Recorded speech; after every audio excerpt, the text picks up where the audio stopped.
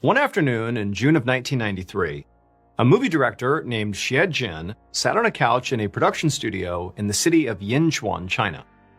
He was with a few members of his production team, and they were in the middle of auditioning what felt like the 100th terrible actor for the lead role in the film that he was directing. However, this was not an ordinary lead role. The lead role for this film was going to be a dog. So the movie was called An Old Man and His Dog, and it was based on this popular novel about a man living during a period of war in China with his loyal yellow dog. People had really responded to the story in the book because it captured just how devastating war could really be on rural communities, and a lot of people in China had seen themselves in the characters in this story. At this point, Jin had already cast the film's human actors, but the dog's role was by far the hardest to fill, and obviously the most central to the movie. He and his team had hosted a bunch of casting calls already and advertised to the public to ask if anybody had a dog that looked like the one that was in this book. And tons of people had answered this ad, but none of the dogs that they brought in were good enough for the film. And the reason for that is Jin knew, the dog needed to look the part, but it was more than that. Like, the dog also had to be compelling and charismatic despite being a dog. I mean, this dog was the hero of the story and the soul of the movie. So it really had to project loyalty and bravery and goodness on screen and sort of come across also as gentle and sweet enough that audiences fell in love with it. But now, as Jin watched yet another anxious, poorly trained dog actor scurry around the room, he felt this wave of anxiety. Jin was starting to feel worried that, maybe the reason all these dog actors were not working out is because maybe the perfect dog just didn't exist. And if that was true, then his movie would not be good. Like, he would have a bad actor in the lead role and it would flop. And for Jin, that really represented sort of like a worst case scenario for him. So decades earlier in the 1950s, Jin had been this prolific director in China, and he had won many prestigious awards. But during China's Cultural Revolution, which was a period of unrest in the country in the 1960s and 70s, Jin had been ostracized by the public because of his largely unpopular political views. And ever since then, he had been struggling to regain his status as a celebrated filmmaker. And so the chance to adapt this brilliant novel, which was touching and tragic and already beloved by the public, was like his opportunity to prove himself and get back on top. And he knew that, if the movie failed, he was old enough that he would very likely not get another chance like this, and he might be completely forgotten about. And so now, as this dog's audition came to an end, and obviously this dog was not going to be a fit, Jin's just sitting there feeling kind of hopeless, and Jin's producer walked up and led the anxious dog and its owner out of the room, and Jin at this point was so busy worrying to himself about how this movie was destined to fail now, that he barely noticed his producer bringing in the next dog and owner. But when Jin looked up, and he actually looked at the dog that was now standing in front of him, the 101st audition he was seeing that day, he just stopped and practically gasped, because sitting in front of him, right in the middle of the room, was now this new dog that looked exactly like how he had pictured the one from the book. It was shaggy and big and yellow-haired and had this eager-to-please look in its eyes that made Jin instantly feel like he was connected to it. The owner who had come in with this dog was a young, friendly guy in his 30s who introduced himself as Chung, and he explained that he had just started a dog training and breeding company. And so having his dog cast in this movie would be a really big deal for his new business and would definitely help get his name out there. So this was like high stakes for him too. Now, Jin did not love the fact that, Chung had just begun this dog training and breeding business, so it meant that very likely he was pretty inexperienced with this dog actor. However, when the actual audition began, any worries Jin might have had completely vanished. Throughout the entire audition, Chung skillfully directed this dog like he'd been doing it for his whole life. And the dog was obviously really smart and followed all the commands. He was, really well trained. And it just seemed like the dog was really devoted to Chung, because it really did exactly what Chung asked every single time. But more than that, as Jin watched this audition, it really felt like this dog didn't just look the part, it acted the part. This was the dog he wanted in his movie. And so after only a few minutes, Jin stopped the audition and he told Chung, "You and your dog have got the job." They began filming the movie just a few days later, and basically as soon as they started, all the worries Jin had had about maybe this movie not doing so well just completely vanished. Because, just like he'd anticipated, this dog really was perfect. It obeyed his owner, Chung, without hesitation, same as it had during the audition. And the camera just loved this dog. The dog had this very sweet, tender quality to it that really came out anytime the actor playing the old man interacted with it, which is exactly what Jin had hoped for. And so Jin knew this dog was going to steal the hearts of everybody who saw it on screen. I mean, this was exactly what he wanted. And so Jin just disappeared into the making of this film. He poured all his focus, all his passion into each and every frame. And by the time production finally wrapped a few months later, Jin was sure they had just made a masterpiece. And Jin was right. The movie was released to rave reviews, and it seemed like everyone who saw it loved it. Not only was An Old Man and His Dog recognized as one of China's top films of the year, but also it was widely regarded as an instant classic worldwide. And so Jin knew that he had accomplished his goal here, and that his career now had a new beginning. A year and a half later, on an evening in late January of 1995, Jin was reading a script in his living room in the city of Shanghai, China. So the huge success of An Old Man and His Dog had meant that Jin was once again in very high demand, which meant he got lots of phone calls and people wanted him to read their scripts, and he was basically just getting to pick and choose what he wanted to do next. This was like best case scenario for him. So as Jin is sitting there, when his phone rang, because his phone again was ringing all the time these days, he assumed it had to be one of his producers who wanted to talk about one of the many scripts they were looking at. However, when Jin answered the phone, it was one of his producers, but what they said to him completely stunned Jin. His film, An Old Man and His Dog, apparently was being banned. Jin, when he heard this, he just sat there for a moment, unable to actually respond to this. This didn't make any sense. Why in the world would this wholesome movie about an old man and his dog get banned? This wasn't political in any way. This was a wholesome, family-friendly movie. So China did ban films with some regularity. Sometimes it was the content itself within the film could be viewed as being, unduly influential on the public in a negative way, and so that could cause the film to be banned. Or it could just be that the people who were in the film or the producers who made the film, they could have done something in their own personal lives that was viewed as being, unduly influential on the public, in a negative way. They could have had some scandal. And then because of that scandal, they could have their work banned. So the movie itself could be okay, but the people involved in the movie, they're bad, so movie must be bad as well. So that was sort of relatively normal. But Jin's film, An Old Man and His Dog, had been out for over a year at this point with no issues. It was viewed as this masterpiece. Everybody loved it. Everyone had all these great things to say about it. So it couldn't have been that. The movie itself clearly was okay. And Jin, he had in his former life, he had been politically divisive and it had cost him dearly, but that was in the past. He had not done anything political, not in this movie, not in his personal life now. He had not done anything that was scandalous that could potentially warrant, this film being banned. And so Jin's what in the world could have caused this movie to be banned? What is going on here? And his producer said, you're not going to believe it, but it's the dog.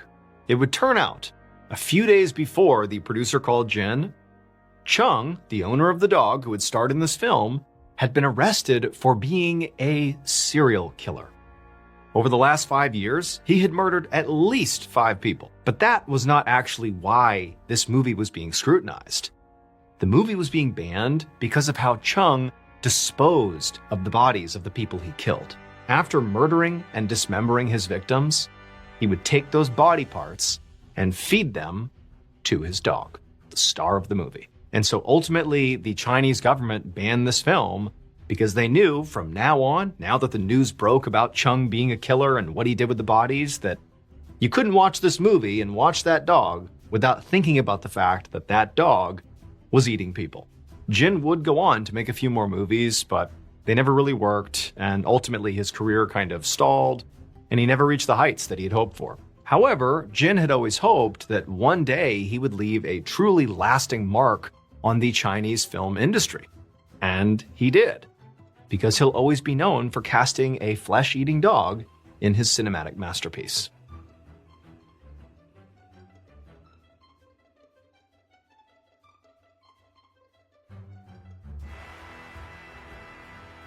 Our second story is called A Daughter's Love.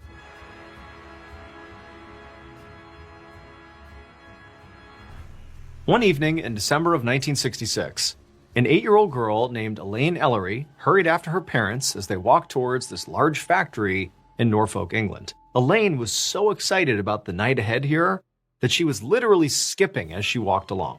So this factory was where her father worked, and they were having their big annual Christmas party. And for the first time ever, Elaine was being allowed to go, and she couldn't wait to see what was inside. So Elaine was really close with her dad, because even though he worked very long hours, he always went out of his way to spend time with her and make her feel very special. In fact, during the work week, it wasn't uncommon for her dad to come home over his lunch break just to give his daughter a big hug, and so they could quickly eat together before he had to rush back to work. And so now, after hearing about her dad's amazing factory over countless lunches they spent together, Elaine, for the first time ever, was actually going to be able to see what he was talking about, because to this point, she had never even stepped foot inside of the factory. Finally, Elaine and her parents arrived in front of this big factory, and in the doors they went, and immediately Elaine is like totally struck by just how truly incredible this place is. I mean, it was huge inside. It was already packed with people who were chatting about. There were all these other coworkers and their kids and their families, and Christmas music was playing, and all she could smell was apple cider and baked goods. And she looked around and she saw the whole interior of this great entry room they had walked into was beautifully decorated for the holidays. There was tinsel and there were all these things hung up everywhere, and there was even fake snow all over the place to give it like a true Christmas vibe. And so Elaine, I mean, she had really high expectations of how grand this place was going to be, and so far, it had more than lived up to its expectations. I mean, this was really like an incredible thing. So she was delighted, and the whole night she just ran around the party holding her dad's hand, looking at the machines and meeting his coworkers and eating all these treats. I mean, it was really just an incredible time. I mean, the evening was a whirlwind for her, and before she knew it, Elaine was exhausted and back in the car, driving home, drifting off into a very happy sleep. The rest of Elaine's childhood was very charmed. I mean, basically, she and her dad stayed very close. You know, they went to that Christmas party every year after that first time she went, and it was always such a fun event. And Elaine and her dad continued to have those lunch breaks during the work week. And, you know, by the time Elaine was getting old enough to start thinking about, you know, starting a family of her own, she thought hard about the values that her father had instilled in her. One was her dad clearly worked very, very hard. And the second one was her father clearly prioritized family over everything else. You know, as inconvenient as it was for him to come home on his lunch break practically every day, you know, taking a break from, you know, backbreaking work in the factory, he still did it because he wanted his daughter to feel prioritized and special. And so she knew when she had a family of her own, she would act like her father. So you can imagine how Elaine felt in 1983 when Elaine was 25 years old, and by this point, she'd gotten married, she had 2 kids of her own, she was living up to the example her father had set for her. You can imagine how she felt when that year her father passed away. I mean, for Elaine, this was like earth-shattering. I mean, she knew he was getting older, and it wasn't wholly unexpected that he passed, but for Elaine, I mean, this truly was like devastating. I mean, her father was like her rock. She had really modeled her whole life on her dad. However, after that initial really intense grief period ended right after the death of her father, Elaine was able to, you know, have a moment of reflection, and she realized that, you know, as devastating as it was that he was gone now, you know, in a way, because of the way she had built her life, prioritizing family and, you know, living like her dad, that in some ways, even though he was gone physically, spiritually, he was very much still with her and always would be. Fast forward 41 years to one afternoon late in the summer of 2024. And Elaine, who was now in her late 60s, was sitting at her kitchen table in her Norfolk home reading the newspaper. So Elaine had retired just a few years ago. And so now her life was pretty much exclusively about her family and about, you know, slowing down and truly being retired. And in some ways, the timing couldn't have been better for her to start slowing down because Lately, Elaine had been feeling absolutely exhausted, which was odd because Elaine felt like, even though she viewed her retirement as a chance to slow down, that she would likely have more energy because she wasn't working anymore. And so her slowing down would sort of be by choice, not because she literally couldn't keep up anymore. But lately, it was like Elaine had zero energy. It's like all she could do was sit in place and either read or call her kids, and that was basically it. But on this particular day, as Elaine just sat in the kitchen reading the newspaper, despite not physically really doing much at all, she suddenly started to feel winded, like she had been running around or something, like it was hard to catch her breath, and it scared her. She put the paper down and she sat there for a minute trying to calm herself down, telling herself this is just like a panic attack or something. But it didn't go away, and she really was struggling to breathe. And so she decided she would get up and go get a cup of water and just take a sip of water and calm down. But when she stood up and began walking over to the sink to get water, like this sensation she was having just got worse and worse. And by the time she was at the counter, she's like holding on to it just to stay up on her feet. And she's trying to sip the water, but she's still like unable to breathe. And she realized that this, combined with this, recent really intense fatigue, meant something had to be wrong here. Like this was not something she could just write off. And so she hobbled her way over to the phone, she picked it up, and she called her doctor. Not long after, one of Elaine's children came by, picked her up, and drove her to the hospital. And by this point, Elaine, she had calmed down a little bit, but still that experience of really not being able to breathe really had shaken her up. And so Elaine, she goes into the doctor's office and she sits down in the exam room and she explains to her doctor what's been going on and what just happened that day. And not long after that, her doctor got a series of tests done, and eventually Elaine got an answer from those tests that explained all of her symptoms. However, that answer made Elaine look at her childhood, her charmed childhood, in a completely new and disturbing way. It would turn out, decades earlier, Elaine's father really had been setting a great example by working very hard and always prioritizing his family and always prioritizing his daughter. But what her father didn't know at the time, in fact, many people didn't know at the time, was that his work itself was actually putting his family at risk. At this time in the UK, most factories, like the one Elaine's father worked at, made products that contained asbestos. So asbestos is a substance that was used very widely for decades to construct structures primarily, like in construction it was used a lot. In fact, it was so common that basically any house or building built before the year 2000 likely was made with asbestos inside of it. And so when Elaine was growing up in the 1960s, asbestos was, naturally still being used all the time, and her father obviously encountered it daily at his work. But even though they didn't know it at the time, this was a huge problem for Elaine and her family, and really for anybody else who was living a life that was similar to theirs. Because asbestos was eventually found to be highly toxic and known to cause a very specific type of very aggressive and very deadly cancer that can sometimes take decades to develop. It was the very kind of cancer that Elaine's father had died from in the 1980s. And unfortunately, it was the very kind of cancer that Elaine was diagnosed with in 2024 following that, difficulty breathing and fatigue spell. And then she would eventually die a year later in 2025 from that cancer. And so in a tragic twist of fate here, basically it was because of how close Elaine was with her father growing up that she ultimately contracted the same disease that he did. I mean, there's no question he got that cancer because of his exposure to asbestos in the factory. But he would come home from the factory, like over lunch, he'd come home and he'd have lunch with Elaine and he wouldn't change. He'd give her a big hug. They'd have their lunch break together. He's putting asbestos on his daughter, not knowingly, but he's covering her in this toxic substance. And then when he would bring her to the Christmas party, all that white snow on the ground was not snow, it was asbestos, but they didn't know it was toxic. And so ultimately, it really was because of how much she loved her dad and how much he loved her that ultimately killed them both.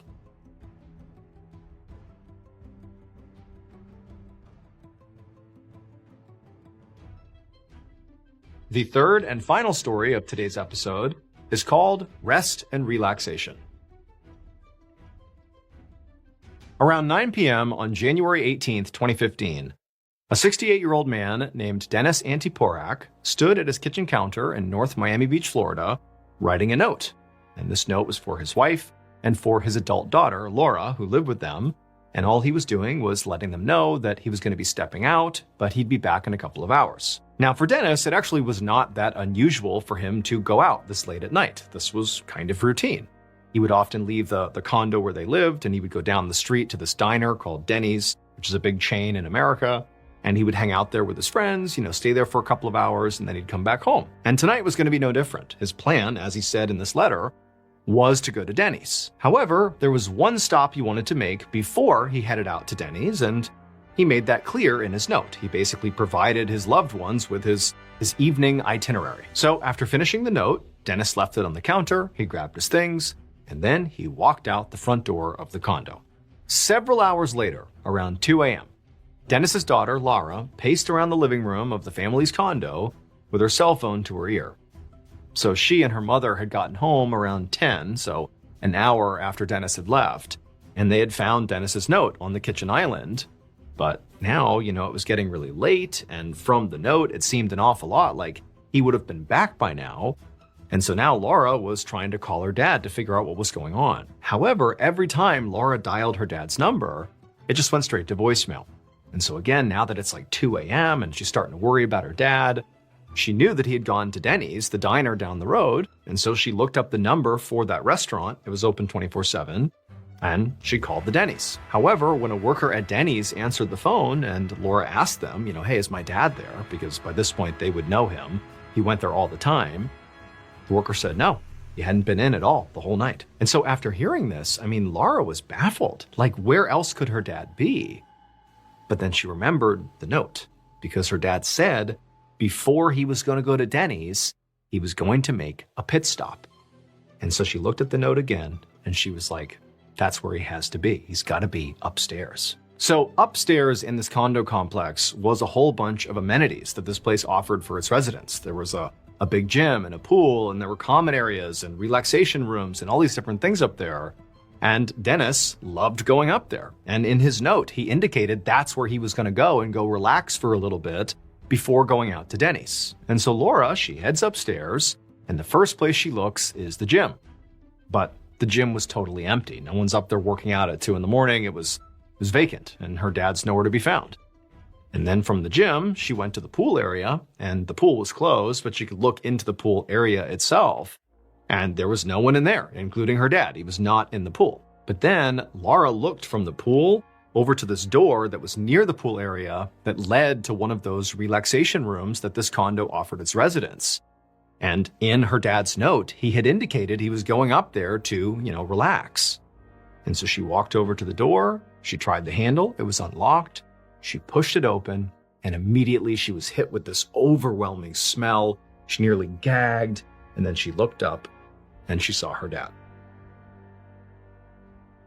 So this condo had a whole bunch of different ways for their residents to unwind and relax. They had these relaxation rooms. They had mindfulness rooms and meditation rooms and yoga rooms. They had the pool, they had the gym, and they had Dennis's favorite relaxation room, which was actually just a sauna. So earlier that night, Dennis went into the sauna, expecting to be in there for a short amount of time to just relax, basically. A sauna, all it is just a closed space that gets really, really hot inside, and you sweat, and you just kind of sit there and just allow your body to kind of melt a little bit and relax, and then you get out again, you feel very refreshed. But it's critical that you only stay in for a limited amount of time, because you're effectively inside of an oven. And Dennis, he went into the sauna, no one else is in there, he set the timer for when it should shut off, and he fell asleep inside the sauna. And then the timer malfunctioned, and so the sauna didn't turn off.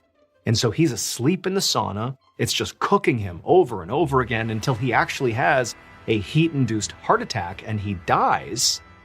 But then nobody knew he was in there, and the sauna's still on, and so he's dead in the sauna, basically just cooking for hours and hours and hours, until finally his daughter Laura went up there, opened up the sauna door, and found her dad, who by this point was literally charbroiled.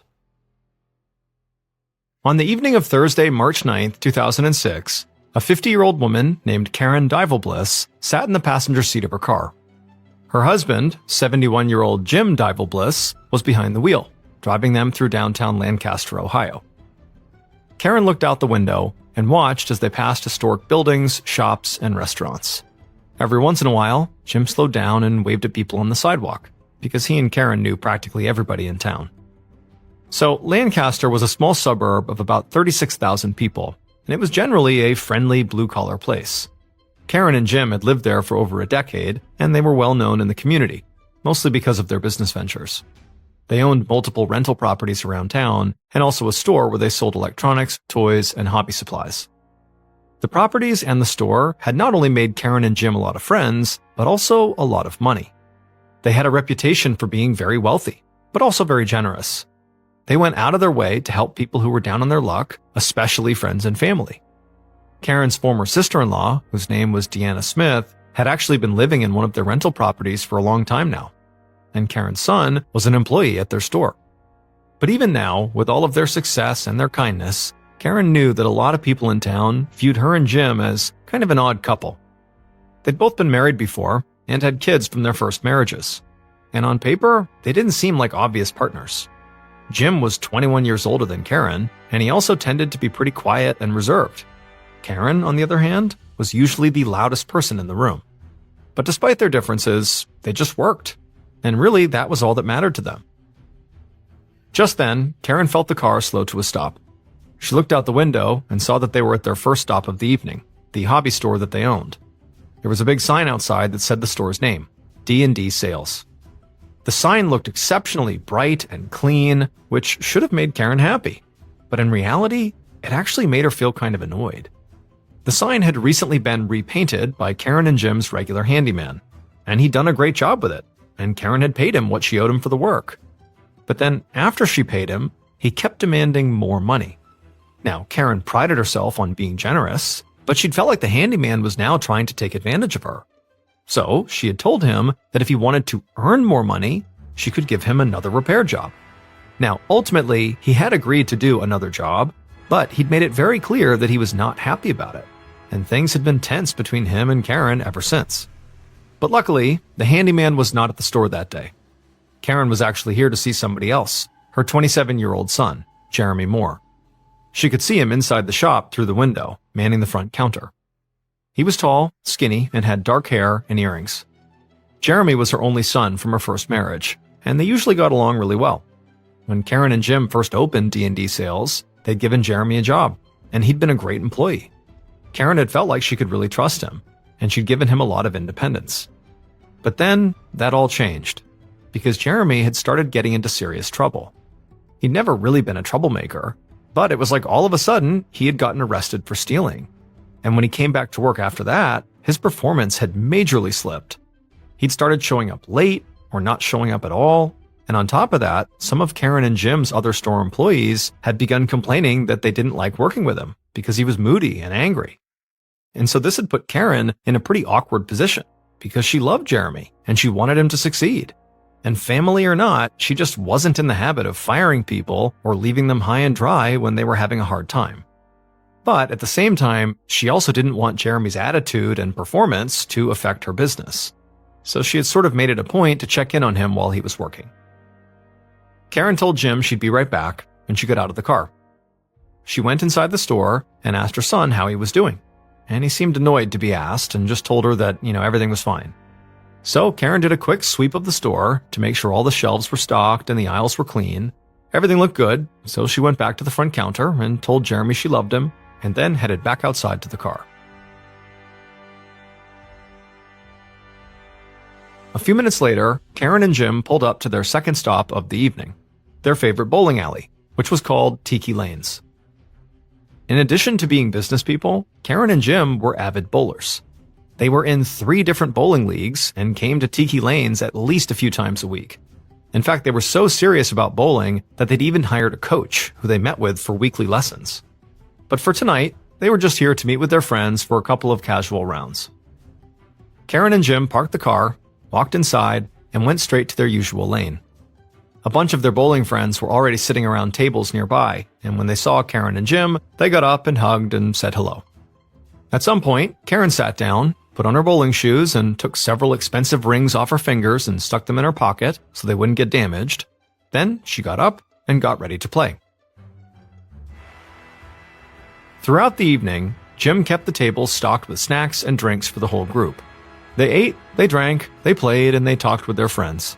And by the time they were all done, Karen was exhausted. She put her rings back on, changed her shoes, and all she could think about was getting home and going to bed. So she and Jim said goodbye to everyone. Then they went outside, hopped in their car, and headed home. About 10 minutes later, they pulled into their driveway.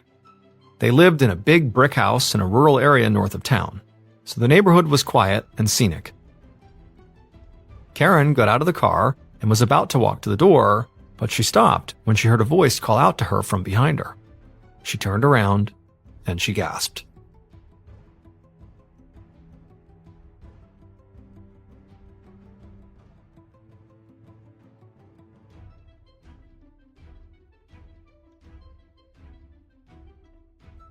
Four days later, around 9 a.m. on Monday, March 13th, Karen's son, Jeremy, pulled up outside his mother and stepfather's house. He parked his red sedan, then got out and walked towards the front door. So normally, at this time, Jeremy would be opening up the family store, D&D Sales. But he'd asked another person to keep an eye on the store because he needed to go see his mom. He had a routine of calling her every morning when he got to work. But that morning, when he'd called, she hadn't picked up, which was unusual. And then Jeremy realized that he actually hadn't spoken to his mother that entire weekend, and normally they spoke just about every day. So the whole situation made him feel confused and sort of concerned. Jeremy went to the front door and he knocked, but he didn't hear anything inside. Nobody came to the door, and he called out for his mom, but he didn't hear anybody calling him back. So eventually he reached down and tried the handle, and he discovered it was unlocked. And when he swung the door open, nothing happened, which was also unusual. Jeremy knew his mom and stepdad never left their door unlocked, and they also had an alarm system. So the alarm at this point should have been going off right now, but it wasn't. Once Jeremy was inside, he looked over at the living room, and he saw it had been completely ransacked. Furniture was overturned, and papers and random items were scattered all over the floor. At this point, Jeremy's heart was racing because obviously something was wrong. Instinctively, he just ran down the hallway to his mother and stepfather's bedroom, but when he got there, something inside of him told him not to go all the way into the room. Instead, he sort of peered around the doorframe to barely look inside, and when he did, he saw it was a mess, just like the living room. Drawers had been pulled open, and there were clothes and empty jewelry boxes all over the floor, but also on the floor, in the middle of this mess, Jeremy saw a big red puddle that he immediately knew was blood. And in this puddle, he saw 2 feet. And even though from his vantage point, peering into this room barely, Jeremy couldn't really see anything except those 2 feet, he just had this immediate gut feeling that the feet belonged to his mother and that she had been murdered. Jeremy turned, sprinted out of the house, and called the police.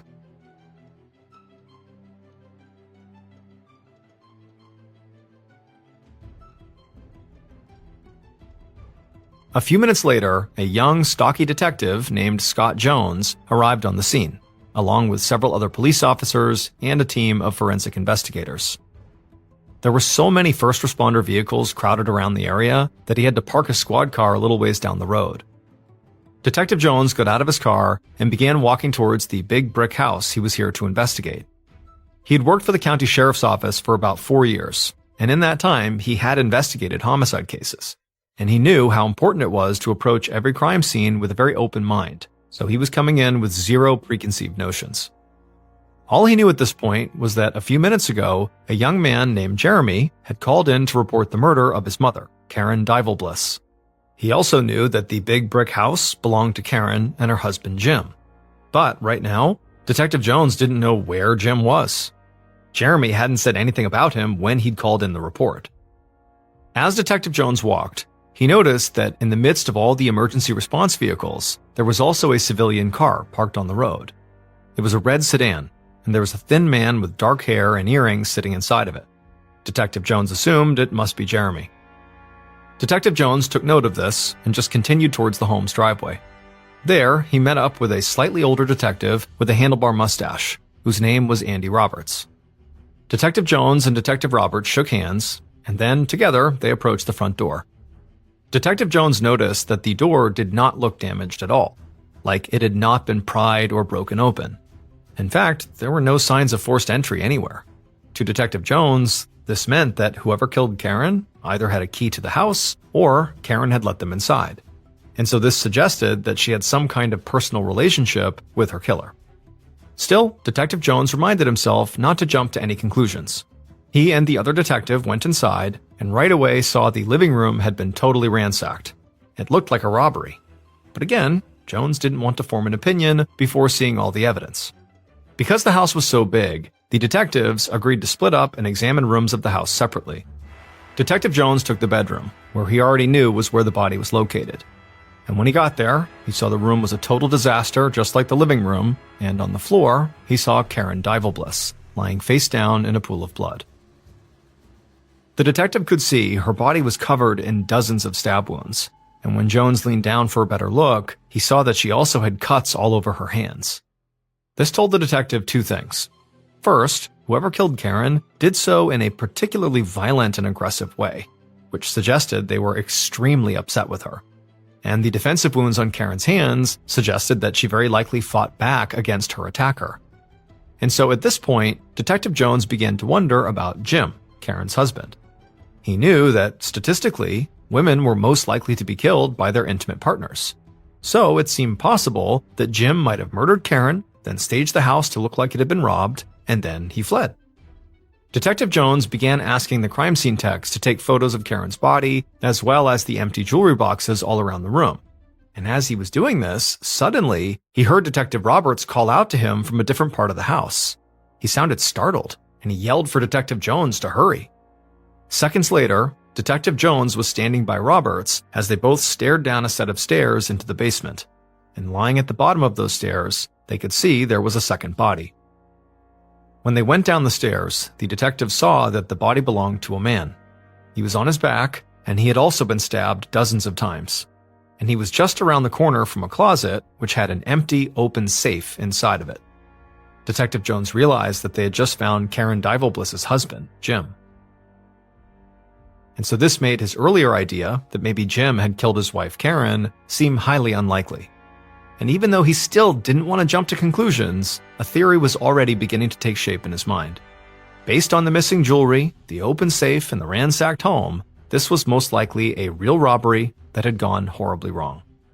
But Detective Jones was hung up on one detail. There was no evidence of forced entry into the house. So, the perpetrator either had access to the home, possibly with a key, or Karen or Jim had opened the door for their killer.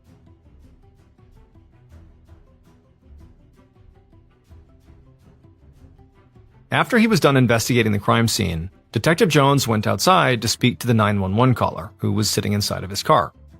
The man, who appeared very shaken, confirmed that his name was Jeremy Moore and that the woman inside was his mother. Detective Jones informed Jeremy that his stepfather, Jim, was also found dead inside of the home.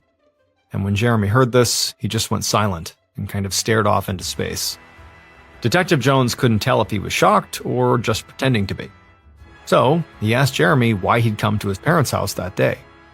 Jeremy said that when he'd gone into work that morning, he had called his mother to check in, like he always did, but she hadn't answered. He also said the last time he had seen his mom was 4 days earlier, on Thursday evening, when she and Jim had stopped by the hobby store on their way to go bowling at Tiki Lanes. Detective Jones then asked Jeremy about the contents of the house and what might have been taken. Jeremy told him that his mother did have a lot of jewelry, but he didn't know where she kept it all. And he also said he had no idea who would have done something like this. Detective Jones knew that it was way too soon to confirm or eliminate Jeremy as a suspect. He also didn't know when the couple had died, so he couldn't determine if Jeremy had an alibi yet. So for now, he told Jeremy he was free to go. Detective Jones watched Jeremy drive away, then he went back to the driveway to speak with Detective Roberts. They both agreed to keep an eye on Jeremy, but they also wanted to send a team of investigators to speak to neighbors and ask if anybody had seen or heard anything strange over the last few days. And while they did that, Jones decided he would go check out the bowling alley that Jeremy had mentioned. Later that day, Detective Jones walked inside of Tiki Lanes. He hoped the staff there would have some information for him, because so far, the investigative team had not gotten much from Karen and Jim's neighbors. Everyone they had spoken to had said they hadn't seen or heard anything weird, and they also hadn't seen Karen or Jim all weekend. Detective Jones went up to the front desk and explained why he was there, and a few of the employees said that they did know Karen and Jim, and they agreed to sit down with the detective and answer his questions. From these interviews, Detective Jones learned that Karen and Jim were regulars at Tiki Lanes, and they were avid bowlers who'd hired a coach to improve their game. He also found out that Karen typically wore a lot of rings on her fingers, which was actually pretty significant to him, because she wasn't wearing any rings when she was found. Whoever had killed her very likely had taken them right off her hands. Lastly, everyone Detective Jones spoke to at the bowling alley said that the last time they'd seen the couple was Thursday night. That was also the last time that Jeremy reported seeing them as well. So for now, Detective Jones decided to operate under the assumption that Karen and Jim had been killed Thursday, sometime after they had bowled at Tiki Lanes. And so based on that, he decided to call Jeremy in for a formal interview, to ask him what he had done after he had left work on Thursday evening. The next day, Detective Jones sat in front of his computer inside of his office at the police station while he waited for Jeremy to show up for his interview. He was preparing for the interview by doing some research about Jeremy. Based on interviews the rest of the investigative team had done with Karen and Jim's friends, neighbors, and family members, Detective Jones had already learned a couple of very interesting things. First, Jeremy had reportedly stolen money and other items from Karen in the past. Second, Jeremy was in Karen's will and was going to inherit a lot of money now that she was dead. In the detective's mind, this seemed like a pretty clear motive for murder. It also struck him as very suspicious that Jeremy had been the one who found Karen's body and called the police. Detective Jones knew that it wasn't uncommon for murderers to return to the scene of a crime and to literally insert themselves into the investigation. Now, on his computer, Detective Jones pulled up Jeremy's criminal record and scanned through his previous charges. He saw that Jeremy had been arrested for theft. Now, the detective knew there was a big difference between stealing and committing murder, but the fact that Jeremy had a documented history of theft and the fact that he was going to inherit a lot of money after his mother died looked really bad for him. So, when Jeremy finally came in for his interview, Detective Jones was very eager to talk to him. He led Jeremy into an interview room and then sat down across from him. And just like the last time they had spoken, Jeremy struck the detective as seeming nervous and emotional. Detective Jones started by asking Jeremy what he had done on Thursday evening, after he'd gotten off from work, and Jeremy said he'd gone straight home. But when Detective Jones asked if anybody could verify that, Jeremy said no one could. So, Detective Jones began pressing him much harder, asking him directly about his history of theft and also his mother's will. Jeremy admitted that he had made some mistakes in the past, but he swore he would never hurt his mother, whether he was in her will or not. He said this whole thing was just as confusing and upsetting for him as it was for everybody else. Now, Detective Jones wasn't sure if he actually believed Jeremy, but he still didn't have any evidence that would allow him to hold Jeremy in custody, so he let Jeremy go. And then once he was gone, the detective began heading back to his office. But on the way there, he ran into his partner, Detective Roberts, who looked excited. Roberts said he'd been going over statements the rest of the investigative team had collected from Karen's siblings, and there was someone that they really needed to speak to.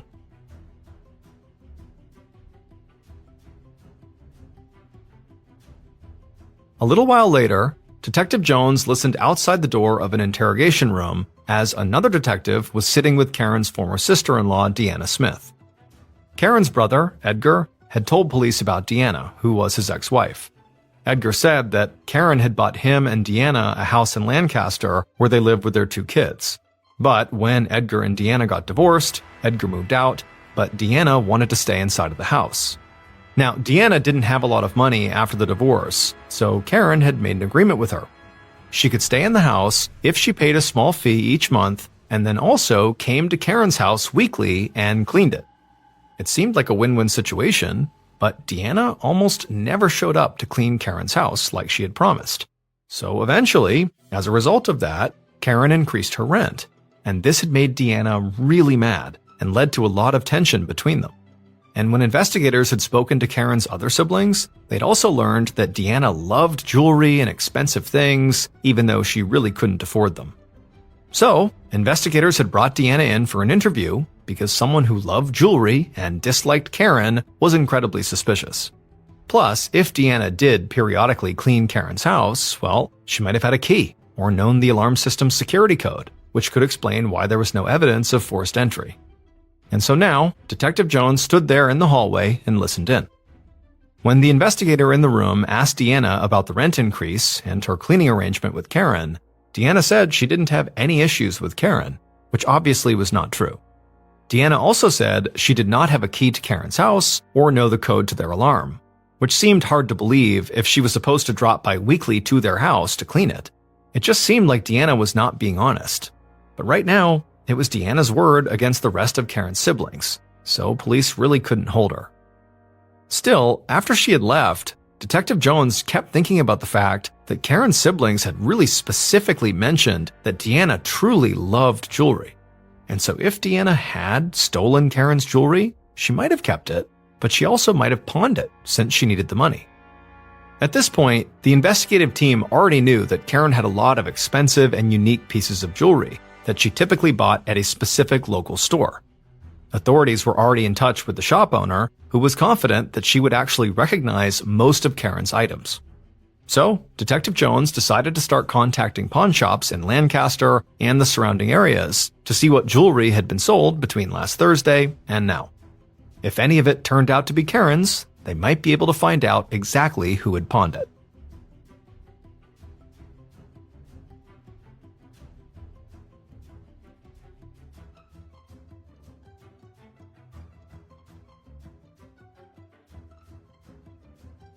On Wednesday, March 15, 2006, so 2 days after Karen and Jim had been found dead, Detective Jones was at his desk when one of his investigators came in and dropped an itemized receipt in front of him.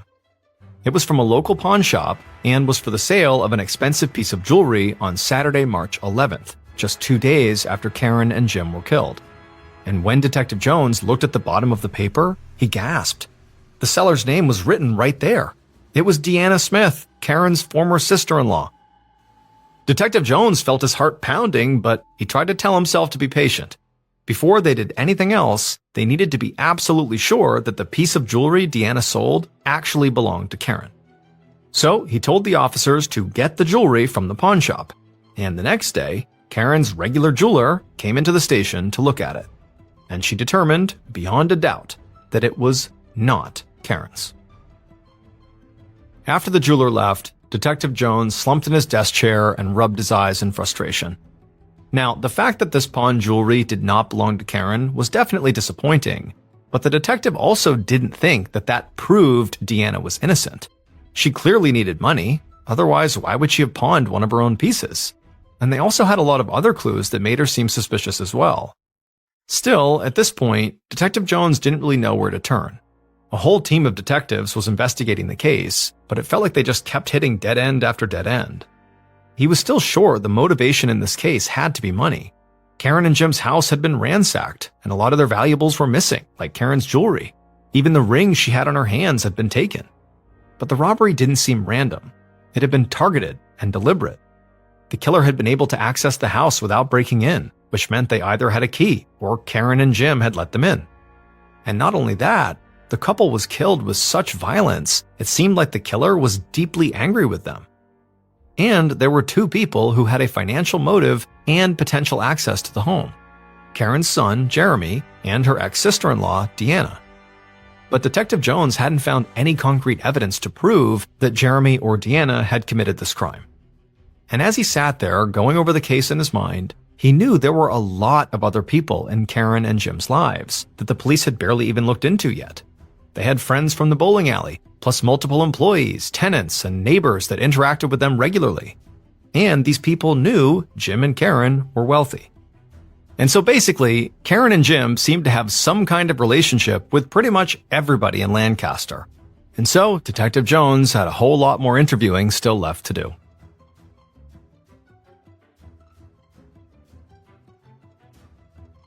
About a week later, so 11 days after Karen and Jim's bodies were found, Detective Jones was sitting in his office feeling frustrated. His team had been going all over town, interviewing basically everybody in Lancaster, and still they had not gotten a single helpful tip. But that afternoon, Detective Jones's phone rang, and the best lead he'd gotten so far seemed to fall right into his lap. It was somebody from his department calling with a very interesting story. They said they'd just gotten a call from a guy who worked at a moving company in town.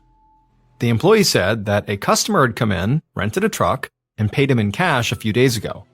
And the employee said he had just begun counting their cash payment, and he'd found something the police really needed to see. Detective Jones hung up the phone, grabbed his coat, and headed out to meet this guy. Before long, Detective Jones stood at an office counter across from the moving company employee, and they both were looking down at the cash the employee had mentioned on the phone call. And as Detective Jones was looking at it, he asked the employee to tell him everything he could remember about the person who had given him the cash. And the employee told him that a few days ago, he'd gotten to work early to set up for the day, but when he arrived, there were already some customers lined up by the door. And one of them had been carrying a heavy-looking plastic grocery bag and seemed very antsy to get inside. And they told the employee that they really needed to rent a truck for a move. The employee noticed that the customer looked exhausted and sort of scared. But the weirdest part about this whole encounter was that when it came time for the customer to pay for the rental, they'd opened up their shopping bag and it was full of what looked like thousands of dollars in loose bills. It was definitely weird, but, money was money, so the employee had accepted the cash and handed the customer the keys, and they'd gone on their way. It was not until later, when the employee had counted the cash from the sale, that he noticed a lot of the money was covered in blood. Detective Jones couldn't believe it. He asked the employee if he kept records of his customers' names and information. The employee walked over to a file cabinet, pulled out a particular piece of paper, and handed it to Detective Jones. It was a contract that all customers had to sign in order to rent a moving truck. And written on that contract was a name and an address. Detective Jones rushed back to the station and pored over the evidence once again. He wanted to make sure that every piece of information they had lined up with the person whose name was on that contract. And as far as he could see, it did. So, he and Detective Roberts, along with some backup, went to the address the moving company had given them. And when they got there, they saw it was a mobile home. They charged up to the door and loudly announced themselves. Seconds later, the door opened, and the detectives saw not one, but two people standing in the doorway. And when Detective Jones looked behind these people into the mobile home, he knew immediately that these were the people who had killed Karen and Jim Divalbliss.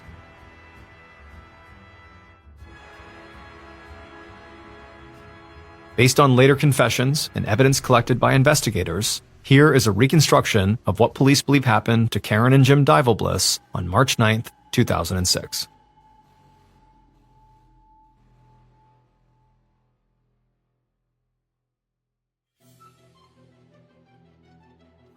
That evening, the killer was riding in the back seat of a car with a few other people. In one hand, they were holding a plastic grocery bag, and in their other hand, they were clutching a large kitchen knife. They were on their way to Karen and Jim's house. The killer had been planning to rob the couple for a while now. They'd even asked an accomplice to join them. And now, one of their friends was driving them and their accomplice to the house. But as they got closer to the big brick home, the killer saw that all the lights were off and there was no car in the driveway. Karen and Jim weren't home. And this was actually a big problem. The killer needed Karen and Jim to be home because they had an alarm system that would go off if the killer tried to break in. The killer also needed Jim and Karen around to open up their safe, which they knew was in the basement. And so now, since they weren't home, the killer decided the plan wouldn't work and they should just forget about it. So they told their friend who was driving to turn around. But as they began to drive away, they saw Karen and Jim pass them on the road, headed towards their house. At this point, the killer realized they could still go through with their plan. So they told the driver to turn around again. And a few moments later, they pulled up in front of the house, and the killer and the accomplice jumped out right as Karen and Jim were walking up their driveway. The killer called out to the couple, and when they turned around, the killer held up the knife. They told Karen and Jim to let them and their accomplice inside the house, or else. Karen and Jim were obviously terrified, so they did what the killer said. They went inside, and then the killer led Jim downstairs to the safe, while the accomplice stayed upstairs and kept an eye on Karen. When the killer and Jim got to the safe, the killer held up the knife again and told Jim to open it. Jim did, and then the killer grabbed all the money that was inside and began shoving it into the grocery bag. But at some point, Jim tried to get away, and the killer knew they couldn't let him, or they'd be caught in the middle of this robbery. So they didn't stop to think. They just started stabbing Jim over and over until he stopped moving. After that, the killer calmly walked upstairs, where they found Karen and the accomplice, and they demanded that Karen show them where she kept her jewelry. When Karen said it was in her bedroom, the killer brought her in there. But at some point, Karen began to struggle with the killer and was knocked to the floor. And after that, the accomplice held on to Karen as the killer stabbed her over and over again. Karen did try to fight back, but it was too much, and eventually she also died. The killer and their accomplice spent the next hour raiding the home for valuables. When they got all they could carry, they ran back to the car waiting outside and fled with thousands and thousands of dollars in cash, jewelry, and antiques. The killer was not Karen's former sister-in-law, Deanna, and it wasn't Karen's son, Jeremy. It was somebody else who did regularly work for the couple, and who'd recently had an argument with them over how much money they were owed. The killer was Karen and Jim's handyman, 26-year-old Eric Hockman. Eric had done a lot of odd jobs for the couple, including recently painting their store's sign. But when Karen paid him for that work, Eric felt like she had given him less than he was owed. And this infuriated him, because he knew that Karen and Jim had a ton of money. And also, they had a lot of expensive things, and he knew this because he had done work at their house and seen these things. So, he started planning a robbery. He asked a friend to give him a ride, and then also enlisted his girlfriend, 29-year-old Heidi Kidwell, to be his accomplice. The friend agreed, and also Heidi agreed, possibly because she was in the middle of a 3-week heroin high and was not thinking clearly. After the murders, Eric and Heidi laid low for a few days. Then, about 3 days after Karen and Jim's bodies were found, they rented a moving truck and left town. But their big mistake was paying for their rental with cash they had stolen from Karen and Jim, cash that was covered in the couple's blood. The moving company employee led the police straight to Eric and Heidi's new address, which was over 1,000 miles away in Key Largo, Florida.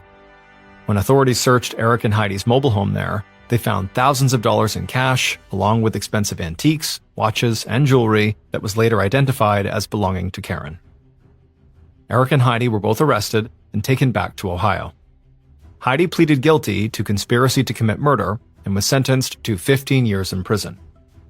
Eric was convicted of 2 counts of murder and sentenced to life in prison without the possibility of parole. He also received 67 additional years for kidnapping, aggravated burglary, tampering with evidence, and theft from an elderly person. The person who drove Eric and Heidi to commit the murders was never charged. Eric would die by suicide in jail in 2019. Heidi was released from prison in 2020 and passed away 2 years later at age 45. 21 years in the U.S. Army, a man retires and moves to Central Florida with his wife and young son. Although his family had plenty of money because he had a pension coming in and his wife still worked full-time, he just got bored really quickly after moving to Central Florida and decided he would just take a job doing something just to stay occupied. And so he ended up taking a job at a highway gas station. One of the primary reasons he chose this particular job is because the owners of the gas station didn't care if his son came along to help him stock shelves and hang out behind the cash register. And so for years, that's just how it went. The man would work at the gas station and his son would tag along. Even after his son became a teenager and you'd think might be wanting to do other things, well, the town was so small, there was almost nothing to do.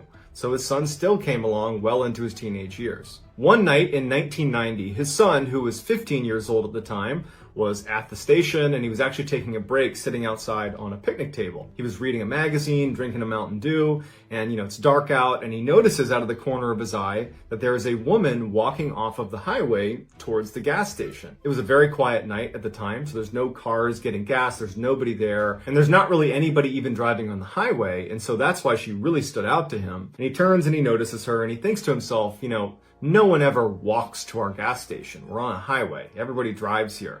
So she must have broken down and she must be coming here to try to use our phone to call a tow truck or something like that. So the woman is walking across the lot, coming closer and closer to the gas station, and the boy at this point has turned his attention back to his magazine, but he would say later that he kept looking up and keeping an eye on her because there was something off about her. The woman ultimately walks right behind him and goes in the door into the gas station. Doesn't acknowledge the boy, doesn't say hi to him, just walks straight inside, and she starts walking up and down the aisles of the gas station. Now, from where the boy was sitting, it's all glass, so he could clearly look in and see his father behind the counter, and he could see the head of this woman as she walked in and around all these aisles. And as soon as the woman was in the store, kind of pacing around the aisles, the boy put his magazine down and was just watching. And he noticed that she was not really shopping. She was just looking down for a few seconds, wouldn't pick anything up, so she wasn't buying anything. And she would look up at the counter where his father was, and she would just stare at him. And then she'd look back down at what she was doing, and she would go through all the aisles. And at some point, the woman just kind of abandons this phony, I'm pretending to shop routine and just walks up to the counter. Now, nobody else is in the store. There's nobody else coming in. And so the boy could actually fairly clearly hear what she was saying to his father. And she told his father that she had broken down and she needed a ride, and could he drive her to Ocala, which was the next big town north of this gas station. And the boy would say that his father acted very strangely because his father is normally incredibly pleasant with all the customers. He's very chatty even. Like, he talks to everybody who comes in the store. But as soon as this woman had gone in, his dad had seemed kind of dismissive and almost rude to this woman, and when she was talking to him, asking for a ride, he just said, no, I won't give you a ride. The woman is annoyed by how quickly she's been shot down, but instead of just taking no for an answer, she turns and looks at the boy who's sitting out on the bench, who's looking right at her, and she points at the boy, and she says, what about him? Is he your son? Can he give me a ride? The boy notices that his father, who's not within her eyesight, is looking at his son going, no. Like, whatever she wants from you, you're going to say no to it. And the boy's a little bit confused by this because he's still trying to understand why his dad was so against helping this woman, because she clearly needs our help or someone's help. But he just took his dad at face value. And when the woman's pointing at him, he knew, the boy, that if she came over and asked him, he would say no. But it wouldn't come to that because the boy's father would say to the woman, no, my son's not going to give you a ride. You need to leave here immediately. Do not come back. Leave. We're not going to help you. She's furious. She's cussing him out. She storms out and slams the door. She starts cussing at the boy, and she walks off. The whole time she's turning around and flipping them off and screaming profanities at them, but she ultimately walks off. And the dad kind of followed her out and is standing next to his son as she walks off. And the boy asks his dad, like, what was her deal? Why did that happen? Why did you not want to help her? And the dad just said, I don't know. There was something off about her, and I don't know how to place it, but I did not want her around you. I knew I didn't want to give her a ride. I knew she had to go. A year later, the boy is in his room when he hears his dad in the other room yelling for him to come in here and look at the TV. So he runs into the TV room, and on the TV is the same woman from the gas station, better known as Eileen Wuornos. She was a serial killer who used to pick up her male victims at gas stations in Florida. It's unclear whether the boy or the boy's father were her next victims. But by the time she had shown up at that gas station, she'd already killed 4 people. And following that interaction with them at the gas station, she had gone on to kill 3 more people, including someone in Ocala, Florida, which was the town she had asked them to give her a ride to. Eileen had been caught, that's why she was on TV, and she was later sentenced to death. In the late 1970s, a medical student going to school in Chicago had just gotten out of class and decided he didn't want to pay for a taxi, so he decided he would hitchhike his way home. Now, this was something he routinely did, and at the time was socially acceptable. So he goes down to the road and he puts his thumb out, and eventually a car pulls up, and he would describe the man that is pulling up as looking normal and even friendly and lighthearted. It's a middle-aged guy, and he tells the student, hey, come on in, hop inside, I'll give you a ride. The student did not feel threatened by this guy and felt like overall this was safe, and so he hops in the passenger seat. He tells this man where he wants to go. He says, okay, and they start driving off. So as they're driving, it's silent in the car. They're not making chit-chat. They're just driving along. And the student notices that the man misses the turn to go where he needs to go. And so the student turns to the man and says, hey, you missed the turn. Do you mind turning around and going back this way? Or, if you want, you can just drop me off here and I'm happy to walk. We're not that far away. The man, who had seemed really nice and lighthearted, suddenly had this really intense demeanor come over him. And he turns and looks at the student and goes, "Oh no, you're coming with me." The student is frozen in fear. He doesn't know what to do, but he knows immediately that this is not an idle threat. I don't know who he is. I don't know what's going to happen, but it's going to be bad for me. I have to get out. And so as soon as the car began to slow down even a little bit, I mean, they're still driving. They're not stopped. The student unlocks the door, opens the car, and jumps out of the moving car and smashes into the ground, rolls against the side of the curb, but is ultimately unhurt. I mean, he's banged up from jumping out of a moving car, but he was able to stand up and run back to his house. He didn't call the police because he really didn't know what to tell them, because he didn't have a great description of the guy, he didn't have his license plate, and the guy didn't do anything totally aggressive. It was more of a threat, but an ambiguous threat at best. It wasn't really clear what he wanted to do with him. It definitely did not seem good, but it just wasn't enough for him to call the police. And so the student just feels lucky that he got out of there and moves on with his life. A couple of years go by. The student at this point has basically forgotten about this encounter with the stranger. And he's sitting in a cafe, he's drinking some coffee, and there's a TV on behind him. He wasn't paying attention to it, but the reporter on the TV said something that immediately piqued his interest. The reporter was talking about a guy that was currently on death row that apparently had removed all of the inside car door handles inside of his car after his first would-be victim, a college student, had apparently escaped by opening a car door while he was moving. The student runs over to the TV and sees on the screen there is an image of the guy they're talking about, this guy on death row, and it's the same guy who gave him a ride 2 years earlier. His name was John Wayne Gacy, aka the Killer Clown. He had killed over 30 men and boys in Chicago, and then after killing them in his clown room, he would stuff them into a secret crawl space in his basement. And although we can't be certain, it seems extremely likely that this med student was supposed to be the first victim of John Wayne Gacy, but he leapt out of the car, forcing John Wayne Gacy to change his strategy and make sure the next person was not able to do that. In the 1970s, a young woman and young man were on their very first date together, and it wasn't going very well. It wasn't going badly, it was just really, really awkward. They just were not meshing at all. And so as they're getting ready to leave and retire for the night, the guy is thinking to himself, I have nothing to lose here. We're probably not going to go on a second date. And he says to the woman, hey, do you want to not go home right now and actually come on a hike with me? And he goes, I know this sounds like a terrible idea, but hear me out. I go mountain climbing in this area called Provo Canyon. It's not that far from here. There are these beautiful trails that lead up the side of the canyon to these amazing scenic overlooks. And tonight it's a new moon, so there's great visibility. And I just think that you might enjoy it. And so at first, the woman is obviously a little bit hesitant. But when he says, look, I go hiking there at night all the time. I love it out there. And I promise if there's any weirdness, if you don't like being there, we'll just turn around and leave. It's totally safe. And so after a little bit of coaxing, she finally says, okay, you know what? That sounds fun. Let's go do it. And so their date that had been really awkward suddenly became really exciting. And the two of them were kind of like thrilled, like, wow, look at us making our way up for a nighttime hike through Provo Canyon. And so they arrive at the mouth of this canyon, and they're both obviously excited. And they hop out and they start walking up this trail that brings them into a heavily forested section of the canyon. Now, to this point,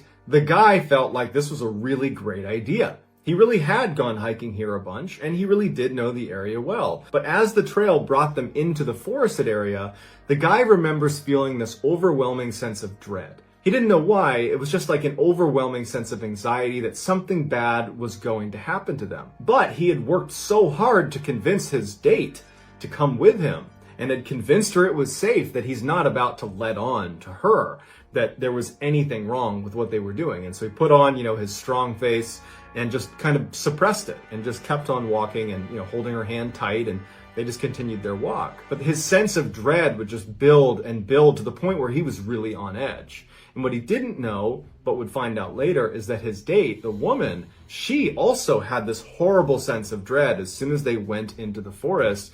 But she didn't want to tell him because she didn't want to seem like a party pooper, because he seemed really excited about it. At some point, as they're walking down this path, the man steps on something that felt soft. He didn't know what it was, but it caused him to freeze immediately, and he's holding her hand. He kind of jerks her to get her to stop. And before he can even look down, and see what he's standing on. He hears rustling coming from the bushes just off the trail. She hears it too, and both of them, without saying a word to each other, because again, you got to remember, they're both really stressed. They haven't let on to the other how stressed they are, but they're both basically ready to leave. And so the two of them turn around and they hightail it out of there. He has no idea what he stepped on. They don't know what they heard in the bushes, but they don't care. The anxiety was so high, they just wanted to leave. Years later, that man and woman who had this very strange date would actually be married. And they'd be sitting down watching TV together, and they're flipping through the channels, and they land on an interview with a death row inmate. And the interviewer is asking the inmate, was there ever a time that you were almost caught red-handed? And the guy being interviewed says, yes, one time. I was in the forest up in Provo Canyon one night, and a young couple came walking up the trail. I didn't see them, so I only had a chance to jump into the bushes right next to the trail, and the guy actually stepped on the body of a girl I had just killed. But for some reason, he didn't look down and see what he was standing on, and the two of them didn't notice me just a few feet away from them. They just turned around and walked away. Turns out that young couple had run into one of the worst serial killers of all time, Ted Bundy. Before Bundy was executed, he confessed to over 30 murders, but many people believe the true number of victims is much, much, much higher. So that's going to do it, guys. 1978, a 9-year-old girl named Kim was walking to the corner store to get some pasta sauce for her mother. On her walk home, a man she'd never met before walks up behind her and speeds up to where he's walking in step with her. And he looks at her and introduces himself and says, "Hi, I'm Dr. Ramsey. I'm a pediatrician. Do you know what a pediatrician is?"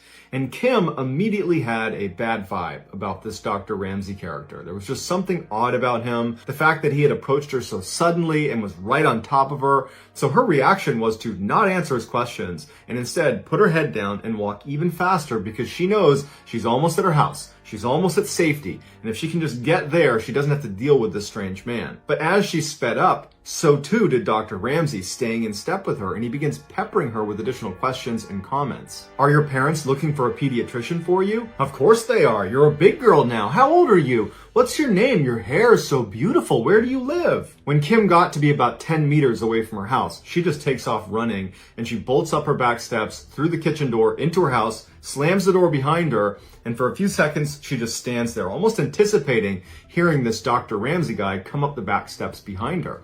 But he doesn't, and after a couple of minutes, she pokes her head around and looks out the window, and he's not there anymore. And she feels completely relieved that that weird guy is now gone, and she can just forget about it. But it turns out she couldn't just forget about this, because Dr. Ramsey was not going away anytime soon. It wasn't long after this first initial interaction with Dr. Ramsey that Kim was home one day, and she happened to be looking out her front window to the road, and she sees a blue Ford Galaxy drive slowly by their property. And she's looking at the car and she can tell immediately that the person driving it is Dr. Ramsey. But Dr. Ramsey doesn't see her. She's kind of obscured behind curtains on the window, and she's watching him, and he was looking at their front door and he was waving as if there was someone standing on their front steps, but Kim knew there wasn't. And so he bizarrely just drove the rest of the way past their property, waving the whole time, and then drove off. Now at this point, Kim has not told her mom or her dad or her siblings about Dr. Ramsey, because that first interaction, she kind of chalked it up to maybe her being paranoid and maybe even being a little bit rude that she ran away from this doctor who was just trying to talk to her. But now that she's seen him drive past her house and he's acting strange, her alarm bells are starting to go off.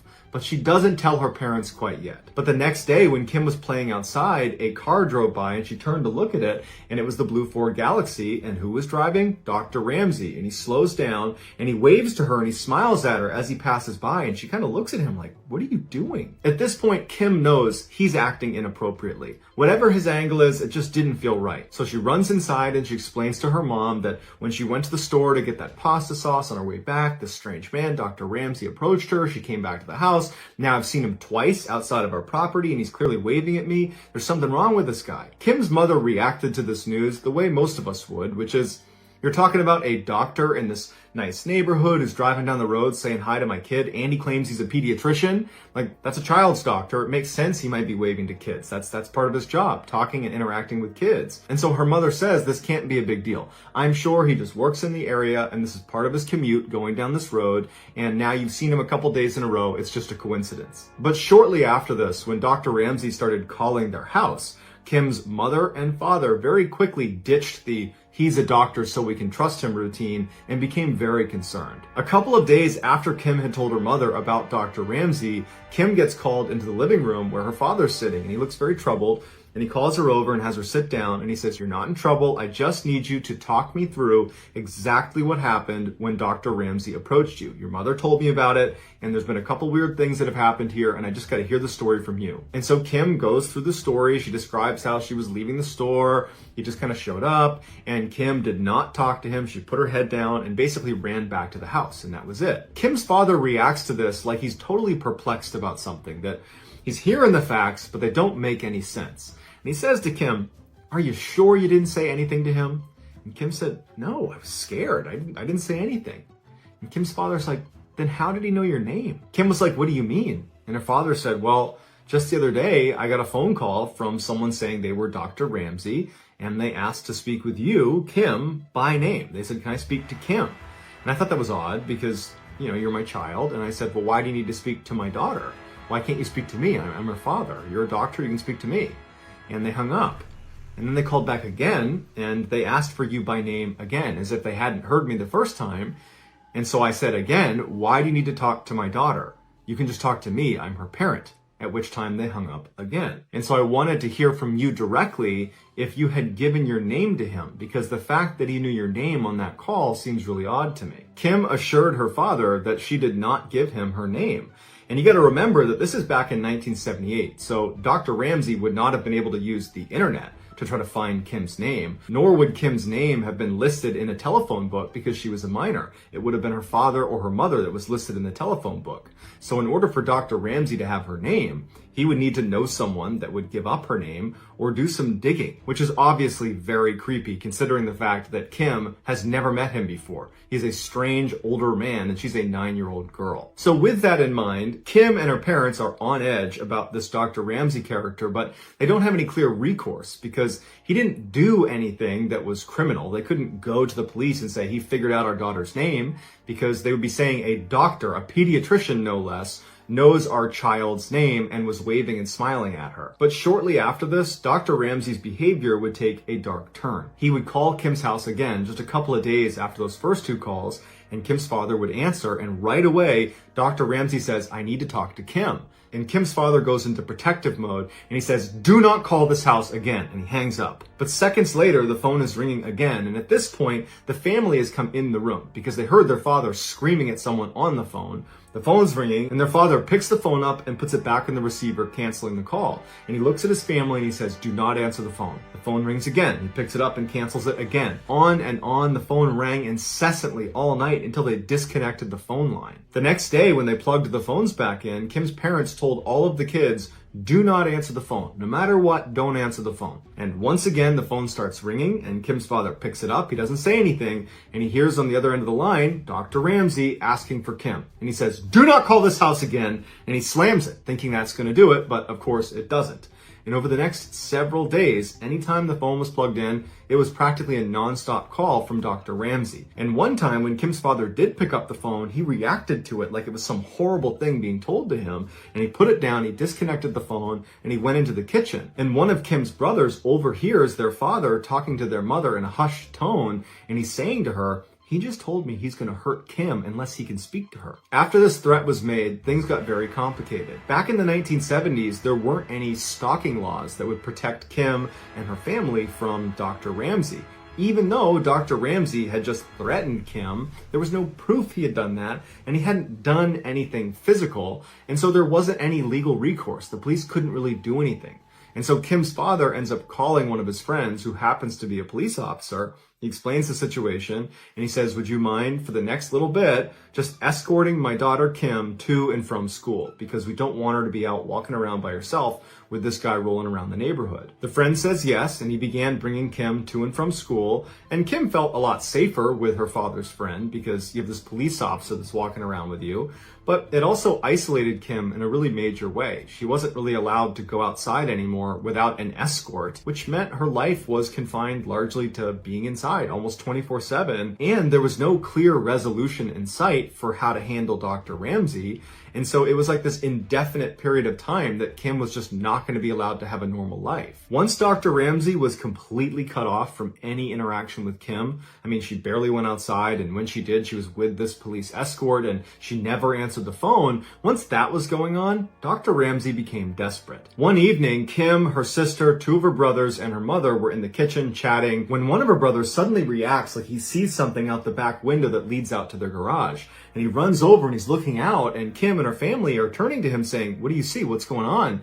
And he goes, "There's someone in the garage." And they all run to the windows and they're looking out, and there's a window on the side of their garage. Their garage was detached from their house. And there's a window on the side, and there was this man there standing there looking out at them. And once he saw that everybody is looking at him, he ducked his head down. And as Kim's family is looking at each other like, did we really just see someone in the window? Because it's kind of dark and they're not there anymore. Suddenly, the garage door slowly rises up, and out pops a man who stands up, looks at them just long enough that Kim yells, "That's Dr. Ramsey. I saw him. That's Dr. Ramsey." And then the guy takes off down the driveway away from their house. And Kim's two brothers immediately run out the house and chase him down the road. But eventually he darts into another property and he disappears and they can't find him. Kim's mother calls the police. They show up. They take down some statements. And they basically say, look, if he comes back, let us know. But for now, just go back in your house and lock the doors and keep an eye out. For 2 weeks after the garage incident, they didn't hear from Dr. Ramsey and they didn't see Dr. Ramsey.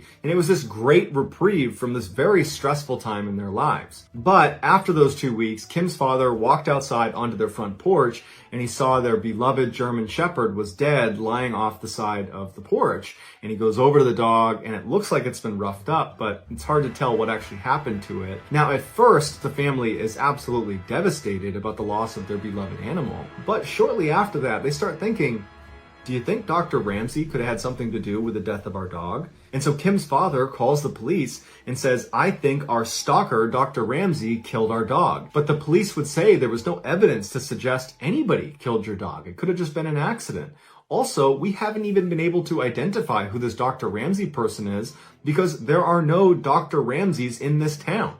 And so probably he's using a fake name. So the family's sad and frustrated, but once again has nothing they can do about this. That night, Kim and her family are sitting at home. They're all very sad about the loss of their dog, and the phone rings. Now, prior to this, there had been 2 weeks where Dr. Ramsey hadn't called once. And so Kim's father picks the phone up and says, hello?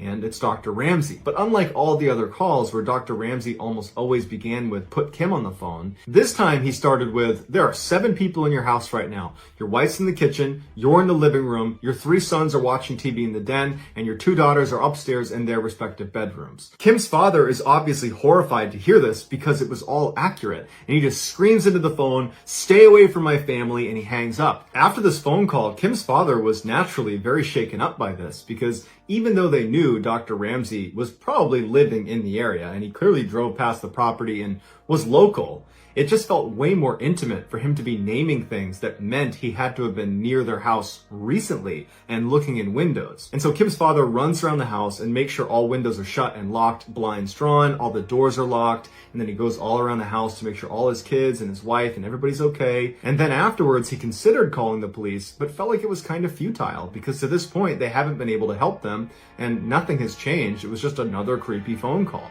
And so they don't do anything. The next day, they plugged their phone line back in because they need to use a phone, and shortly thereafter, the daily calls with Dr. Ramsey began again. And now, every call, whenever they did pick up, started with Dr. Ramsey identifying who was in the house and where they were. After a couple of days of this, the family was just living in paranoia. It was this horrible time in their lives. And one night, the phone rings and Kim's father picks it up, ready to just scream at this guy and take out his frustrations. And Dr. Ramsey, instead of giving the report, starts by saying, I can open your kitchen window and I can open your French doors to the side of your house. Kim's father is about to yell at him, but instead just hangs the phone up and runs into the kitchen and he checks the window and he knows it's faulty. And clearly, so does Dr. Ramsey. And so he gets a piece of twine and he ties it over the latch and gets it as tight as he can. And then he ran over to the French doors, which were faulty. You'd have to push pretty hard, but you could, in theory, pop the doors open if you knew these were faulty doors. And so Kim's father is not taking any chances and he gets some nails out of the junk drawer and he nails a row of nails into the ground, right into the hardwood, sitting immediately outside the frame of the door. So if you were to push on them, you would just butt up against the heads of these nails and it would keep it shut. it was his temporary solution until he ordered a proper lock to fit on the door. At this point, it was safe to say Kim and her family were living in fear that Dr. Ramsey at any given point could just break into their house, because clearly he was canvassing their house and testing different entry points, and he had already found 2. And so now they just felt totally unsafe in their house. But oddly enough, after that last call where Dr. Ramsey had said he knew the kitchen and the doors were faulty, the calls from Dr. Ramsey decreased to almost 0, and they didn't see him anywhere, and it started to feel like maybe he had gotten his thrills and he was moving on now.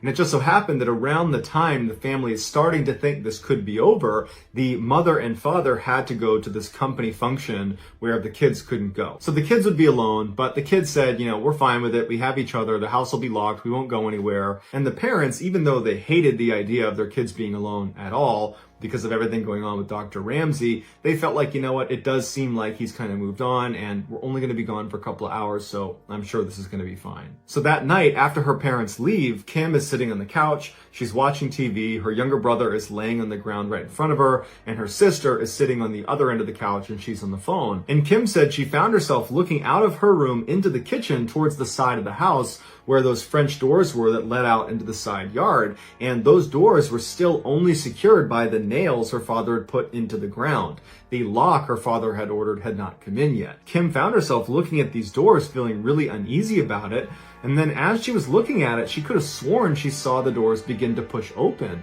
and she's looking at it even more closely, and then for sure she sees the doors bow inward like someone is pushing on the top and the nails are stopping the bottom, and for a split second she sees the clear silhouette of Dr. Ramsey, and she screams. It wakes up her sister and her brother, and she's pointing at the double doors. They all look, and once again he pushes on those doors, exposing himself just for a second to the kids. So now all 3 kids have now seen this guy trying to force his way into their house, and so they scream and run right upstairs. They go into Kim's room, they shut the door, lock it, turn the lights off, and they go over to the window that's looking out to the front of their house. Now Dr. Ramsey is on the side of the house, so they wouldn't be able to see him through this window, but they're just praying that he does not break through those doors and come in the house. They're hoping they'll see him as he exits the front of their house, and they're kind of keeping an eye out the window, just praying they see this guy leave their property and leave them alone, but they don't see him leave, and they don't hear any noise downstairs or outside. It's just total silence. And they're wondering, did he already get in the house? They decide they need to look for themselves. And so they leave Kim's room and they sneak down the hall to the side room, which was their brother's room, that overlooked the area where Dr. Ramsey would be. They go over to the window and they poke their heads up and look out the window downstairs. And sure enough, there's a man standing right in front of those French doors with his hands on them, kind of looking in, looking around.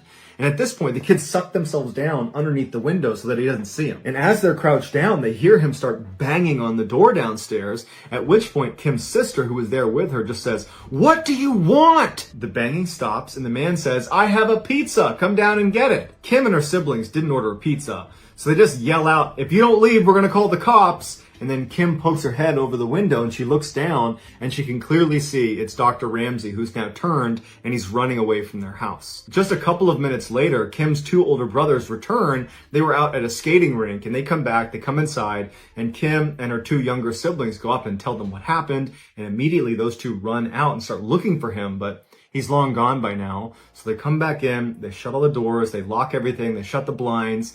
And they say, okay, all we can do is just get a knife out of the kitchen, each of us, and just be armed until our parents come back. And so they all grab a knife, except for the youngest brother, and they all retreated to their rooms and basically just waited for their parents to come home. An hour later, Kim's parents are still gone and all the kids are still in their rooms, and her younger brother gets hungry and he decides to go down to the kitchen to get a bowl of cereal.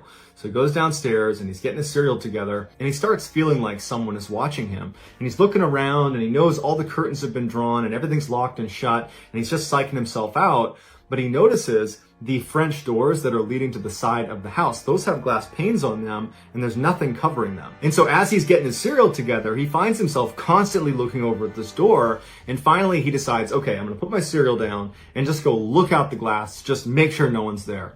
And so he walks a little bit closer to these doors, and he gets about, 5-6 feet away, and the glare from the lights above still make it impossible to look out this glass. And so he's kind of squinting his eyes, but he can't see anything. And so he steps forward and he puts his hands like this, and he looks right out one of the panes of glass, and staring back at him is Dr. Ramsey, who's probably been there the whole time. And he's just standing there looking at him, and he freaks out, he screams for his brothers, and as soon as he turns back around, Dr. Ramsey has run away. He's gone. All of the siblings come pouring downstairs, knives in hand, and they're asking what's going on. And the youngest brother is trying to explain that he just saw Dr. Ramsey right on the other side of this door. And the older brothers go running outside. They're screaming for this guy. They're looking for him, but he's gone. And they all come back in the house and they don't know what to do. And so they all stay up together in the kitchen with their knives, with everything shut and locked, just waiting for their parents to come back. And shortly after, they hear their parents using their keys to come in the house.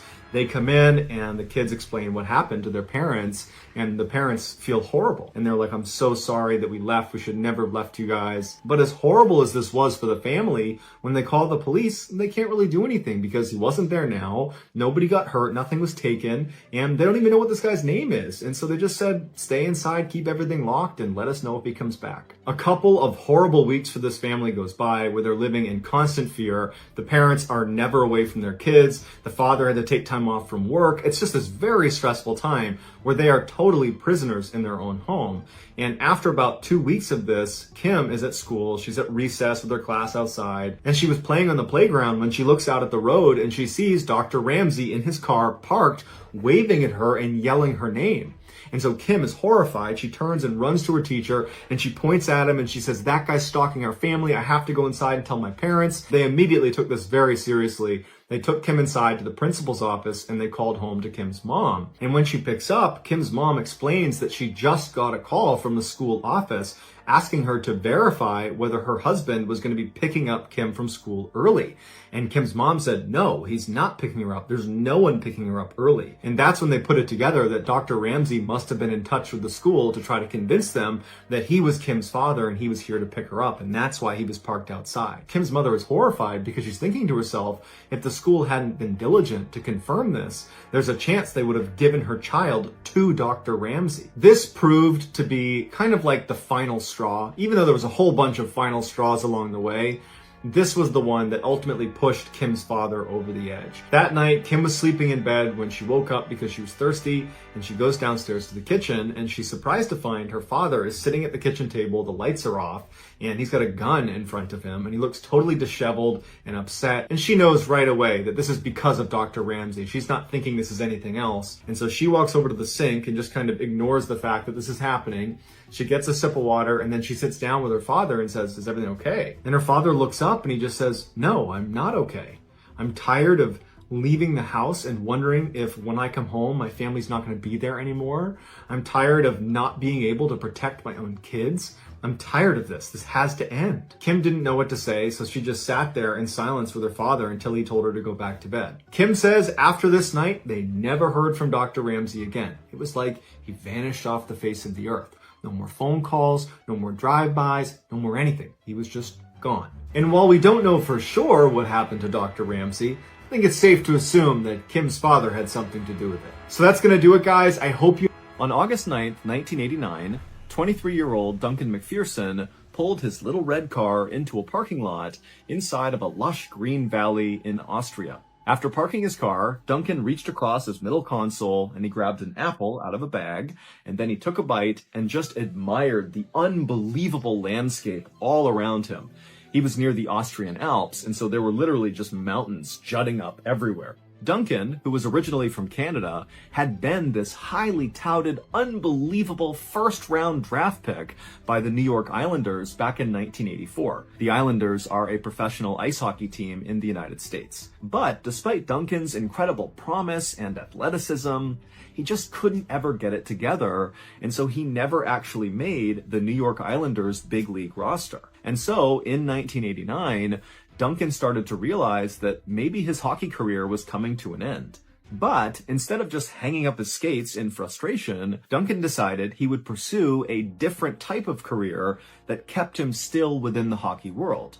He would become a coach. And so in 1989, Duncan had agreed to coach this small-time professional hockey team in Scotland. And for Duncan, his thought was, I'll go there, I'll learn how to be a good coach, and then down the road, I'll maybe have the opportunity to coach much more prominent and prestigious teams. But before moving to Scotland and beginning this new career, Duncan decided what he really needed right now was just to take a break, because for basically his whole life, Duncan had been playing hockey around the clock, practically 7 days a week. You don't get to become a first-round draft pick unless hockey is your life. And so Duncan thought, you know what, before I begin this huge life transition, I'm gonna just kick back and relax and go on a huge European vacation.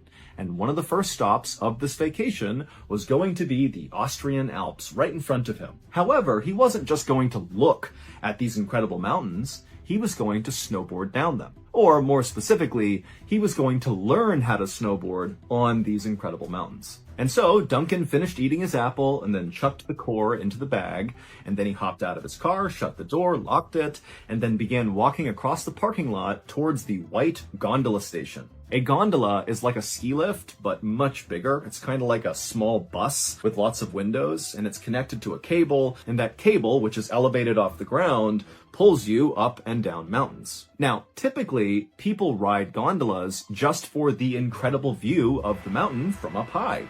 But some gondolas are actually in place to take people to specific locations in the mountain. And typically these locations are areas that are not accessible otherwise. You need a gondola to get there. And in Duncan's case, the gondola that he was about to hitch a ride on was of the latter variety. It carried passengers from the station near this parking lot high up into the Austrian Alps, up to about 10,000 feet of elevation, where there was another gondola station called the Eisgrot Mountain Station. And right next to the Eisgrot Mountain Gondola Station was a very unique ski resort called the Stubai Glacier. And overwhelmingly, this ski resort was the reason why people were taking this gondola. This ski resort was unique not only because it was very hard to get to, you basically had to take a gondola or hike up to it, but also because the actual slope that skiers and snowboarders would use at this resort was not just a snowy mountainside like virtually all other ski resorts around the world are. No, instead, the Stubai Glacier ski resort was a glacier. And so people were literally skiing and snowboarding on a glacier, hence the name. And a glacier, in simple terms, is just a huge swath of thick, permanently frozen ice. And so, in the warmer months, when other ski resorts around the world were not able to continue operations because there was no snow or it was too warm to make snow, the Stubai Glacier Ski Resort did not have that problem, because in those warmer months, they could just drive their huge snowcat tractors with their big rakes behind them all over the slope, the glacier, and their rakes would basically chop up the top layer of the ice, turning it into powder for people to ski on, which allowed them to basically stay open every day of the year. And so Duncan, back down in the parking lot, he walked over to the gondola station, he bought his gondola ticket, and then he hitched a ride on the first gondola that swung through the station. And after a slow but beautiful ride up into the mountains, where all that lush greenery down below in the valley was replaced by jagged snow and ice up in the Alps, Duncan finally saw the Stubai Glacier Ski Resort and the glacier itself right behind it that stretched up to the top of the mountain. A few minutes later, the gondola Duncan was on arrived at the Eisgrot Mountain Gondola Station, and Duncan, along with the others inside of the gondola, hopped off, and then Duncan immediately walked over to the resort and headed into the equipment rental store. And after getting his snowboard and his boots and all the other equipment he would need, he headed right back outside to wait for his instructor to arrive.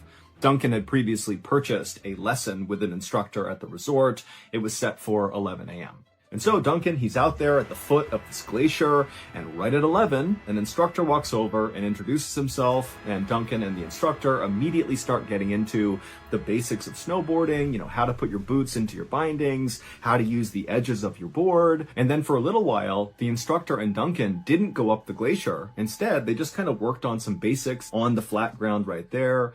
And then after the instructor felt like Duncan was ready to go, they both walked over to the tow rope, which is a way to get to the top of the slope. There's a cable that kind of rotates from the top to the bottom of the mountain, and there are all these bars attached to the cable, and skiers and snowboarders grab the bar while standing on their snowboard or their skis, and they literally get pulled up the mountain. And so Duncan and the instructor grabbed onto the tow rope, they made their way to the top of the glacier, and from there they pushed over to the start of the run. And once they were there, the instructor strapped into his snowboard, and then Duncan strapped into his, and then they were off, very slowly making their way, kind of like a falling leaf pattern. Duncan was not just going straight down the mountain, he's a beginner, and so it's very slow, very controlled, and as they went down, the instructor's giving Duncan tips, how to stay more on his edge, how to slow down, how to speed up, and very quickly, the instructor saw that Duncan was so good at balancing, his legs were so strong, likely because he was a professional hockey player. And so the instructor was telling Duncan the whole time they're going down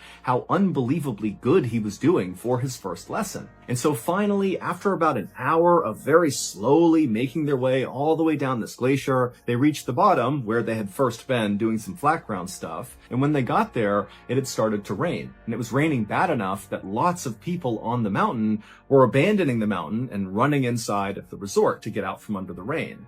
And so the instructor, he looked at his watch and he realized they were almost at 1 p.m., which was the end of their lesson.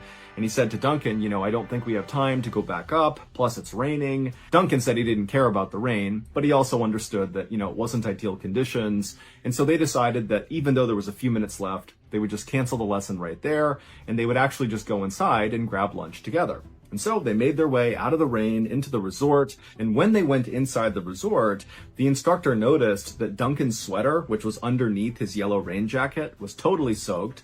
And so he offered to Duncan, hey, do you want to take your sweater off and I'll hang it up inside my office, and by the end of the day, it should be dry.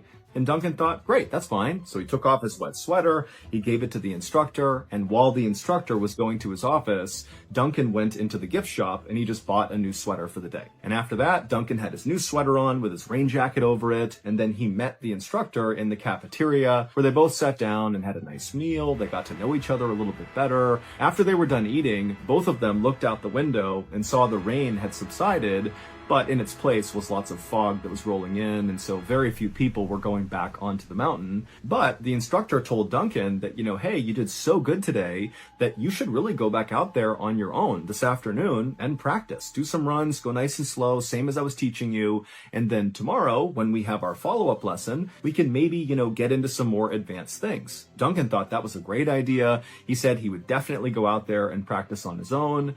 And then the two men cleaned up, and the instructor made his way to meet his next client, and Duncan headed right outside, grabbed his snowboard, and began walking towards the tow rope. The next morning, Duncan's snowboard instructor arrived a little bit early to work. And so after getting off the gondola, he made his way over to the resort and he grabbed a cup of coffee in the same cafeteria where he and Duncan had eaten the day before. And then after finishing that coffee, the instructor grabbed his snowboard and the rest of his gear and then headed outside to meet Duncan in the meeting spot they had both agreed on. But when it was time for the lesson to start, Duncan didn't show up. And so the instructor, for a second, thought, was there somewhere else we were going to meet? Did I get the time wrong? But he checked the time and he remembered the conversation he had with Duncan. They were going to meet at the foot of the tow rope and he was right there and Duncan wasn't. And so he thought, okay, maybe Duncan's running late. But he waited and waited and waited and Duncan never showed up. The instructor was bummed because he and Duncan really had kind of become friends the day before, and he was looking forward to teaching Duncan some more today, but the instructor knew it was pretty common for tourists to cancel their follow-up snowboard or ski lessons. It's like they show up for that first day, they get really into it, they plan on going the next day, but then other distractions in their vacation pull them elsewhere, and they no-show for the lesson. And so the instructor didn't take it personally. He just assumed that, Duncan had found something else to do that was more fun. But the instructor knew he would see Duncan again because Duncan's sweater was still sitting in the instructor's office. 1 week later, Duncan's parents, who were back home in Saskatoon, Canada, got a very unexpected phone call from the Dundee Tigers hockey team, which was the professional hockey team in Scotland that Duncan was going to go coach after this big European vacation. The team rep for this hockey team asked the parents if they knew where their son was because he had not shown up for his first day of work.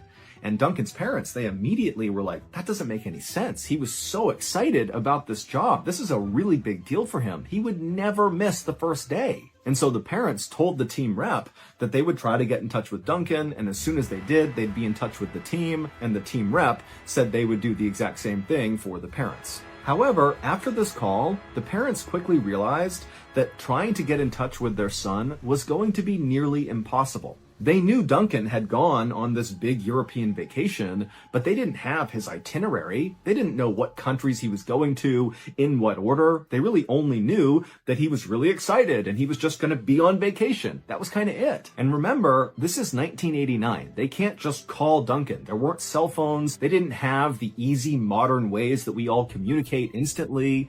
And so the parents are like, who do we even call? Where do we go? What do we do? And so ultimately, even though this felt kind of dramatic at the time, the parents decided to file a missing person report with Interpol, which is an organization that connects police across international lines. However, the parents quickly learned that this missing person report was not going to become a high priority item for any police anywhere in Europe, because their son was 23, he's healthy, he's strong, he's smart, he's of sound mind, and really all that had happened was Duncan had missed a single day of work on the back end of a huge vacation. So there's lots of reasons why that could have happened. Maybe he extended his vacation. Yeah, it's not professional, but it's totally possible. Or maybe he doesn't want to take the job after all. Or maybe he's just running late. I mean, there's a lot of very logical explanations for why Duncan didn't show up. And so, in short, the parents were told that if you want to find your son right now and not just wait for him to reappear, well, you better go looking yourself. And without hesitation, that's exactly what Duncan's parents did. They packed up a couple of suitcases and they headed to Europe to go find their son. Because to them, it felt like something was wrong here and there was no time to waste.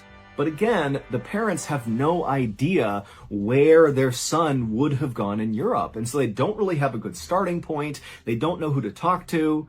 But they just began chasing down every single seemingly insignificant lead they came across. And as they traveled all over Europe, they hung up thousands and thousands of flyers that showed their son's face, said he was missing, and here's a number to call if you know where he is. But despite these efforts, the parents really got nowhere. That is, until about a month into their search, when still they have not found Duncan, they have no idea where he is, they've chased down all these leads, they've all dead-ended. And at this time, the parents convinced several news outlets around Europe to air a segment on their news about Duncan. And one of those missing person segments aired in Austria. And the news anchor in Austria, when they were doing this segment, they described the car that Duncan was almost definitely driving when he went missing. It was that little red car. The parents had discovered in chasing down their leads that their son had borrowed the little red car from a childhood friend who used to play hockey with him, and the friend had told the parents that he had lent it to Duncan, and Duncan had told him he would have it for a week and then return it.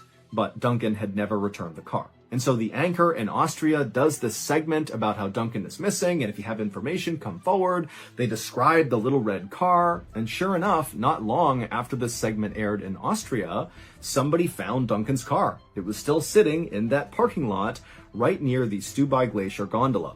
Immediately, when Duncan's parents heard about this, they flew to Austria and they met with police who brought them out to look at their son's car. They hadn't moved it. It was still just sitting where he had left it. And then also police showed the parents what they had found inside of the car, which included Duncan's passport, a letter to his girlfriend, where he talked about how excited he was to go to Scotland, and also a bag of rotten fruit. The police also told the parents that now, with the discovery of this vehicle, they were going to really lean into this missing person case to try to find their son, and that the next day they were going to launch this huge search of the area near where his car was to hopefully find Duncan. And so the parents, who were now cautiously optimistic that they might get some answers, they left the police and they went to a local hotel to rest up before the next day when they would be up early and join this huge search party. But when they got to that local hotel, they did what they always did everywhere they went in Europe. They began handing out all these missing person flyers with Duncan's face on them to everybody they saw in the lobby. They began hanging them up all over the hotel.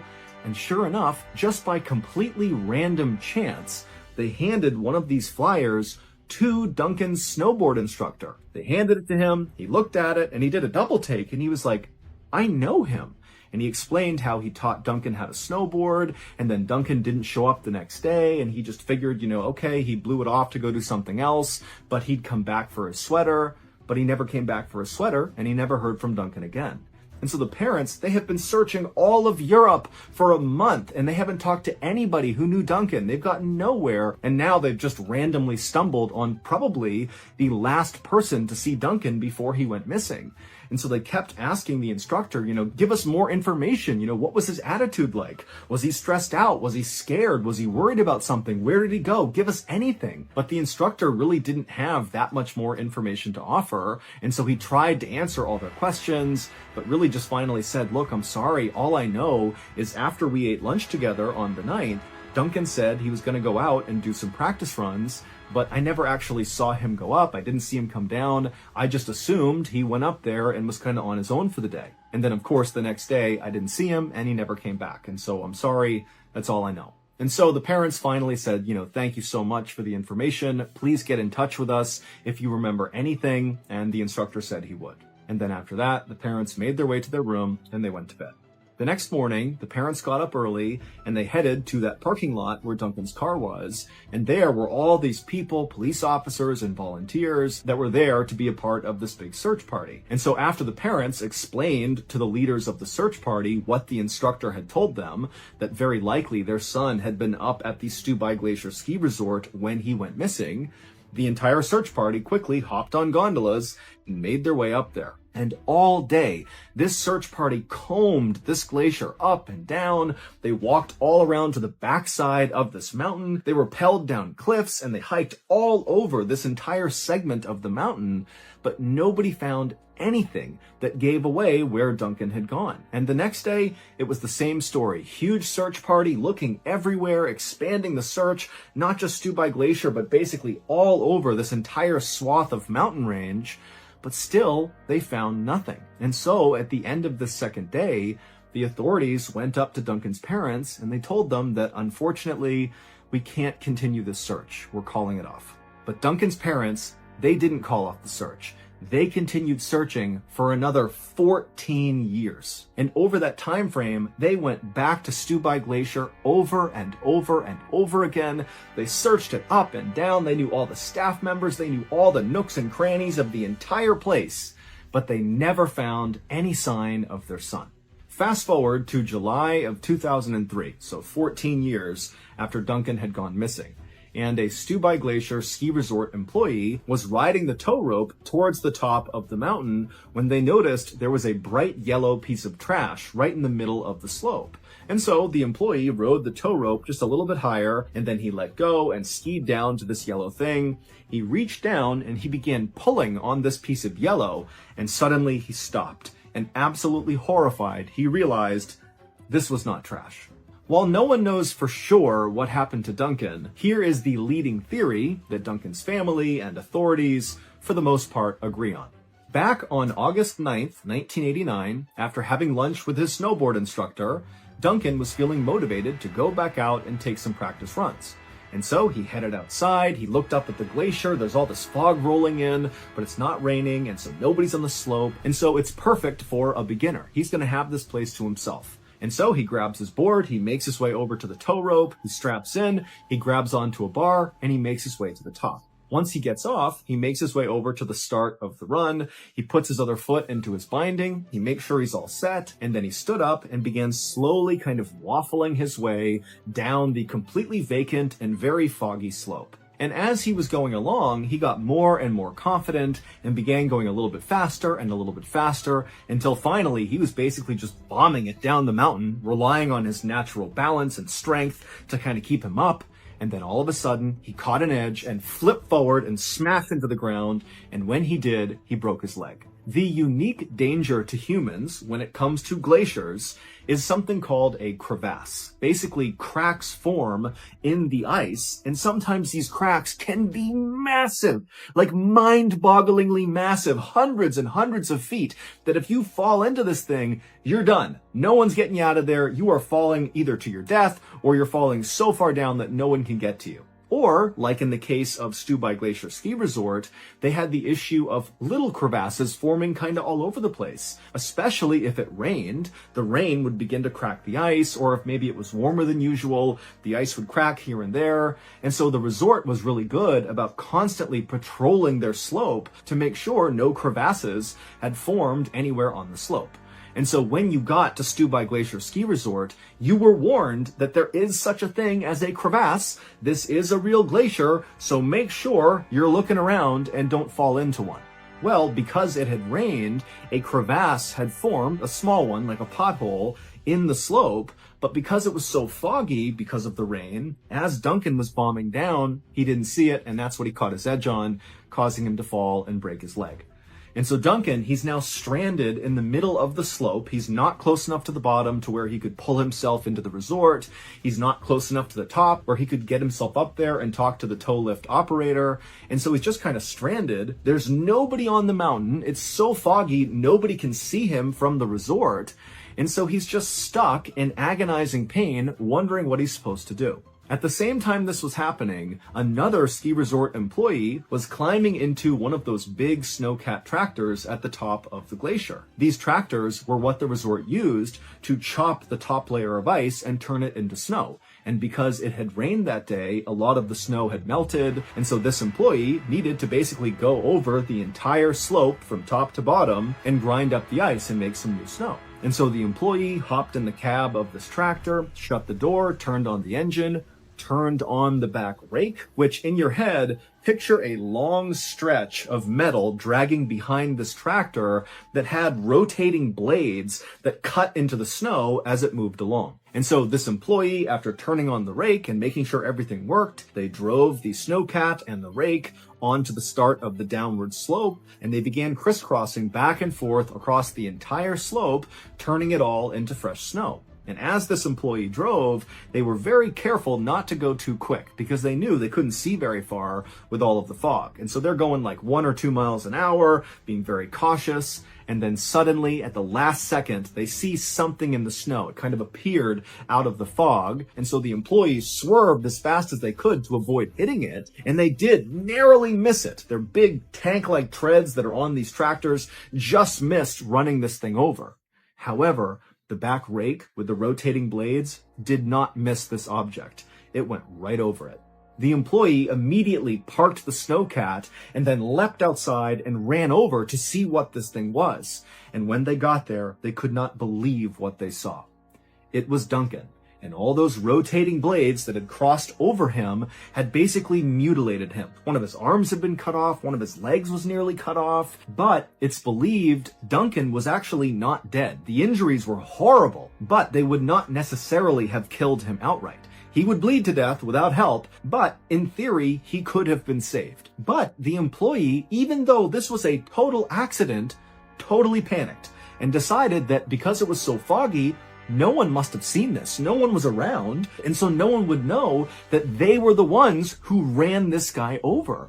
And so, instead of helping Duncan, they just tied him up and dragged him behind the snowcat off of the glacier over to this area where this employee knew there was a very deep crevasse.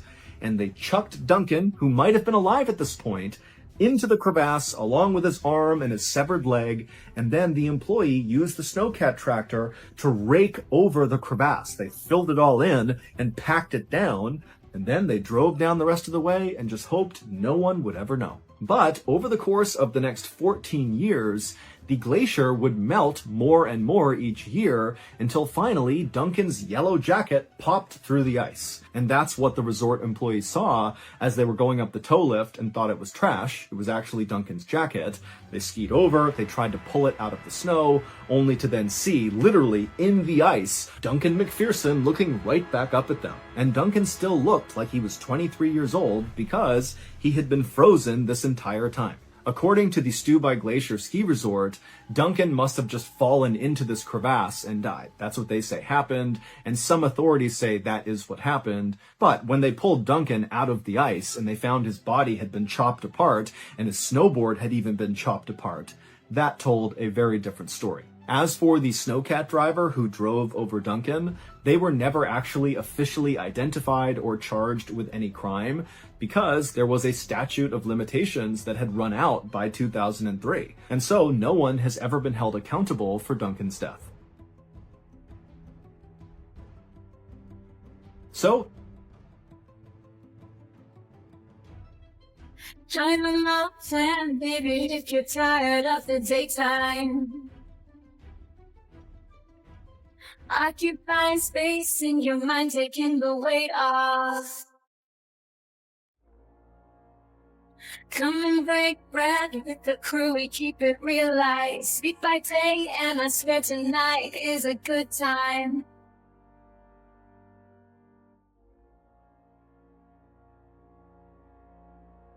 It's a street light spotlight, it's a ball descending. Hop aboard our merry band, cause the chorus will get bent. It's a dim light stroke of genius, you will hear.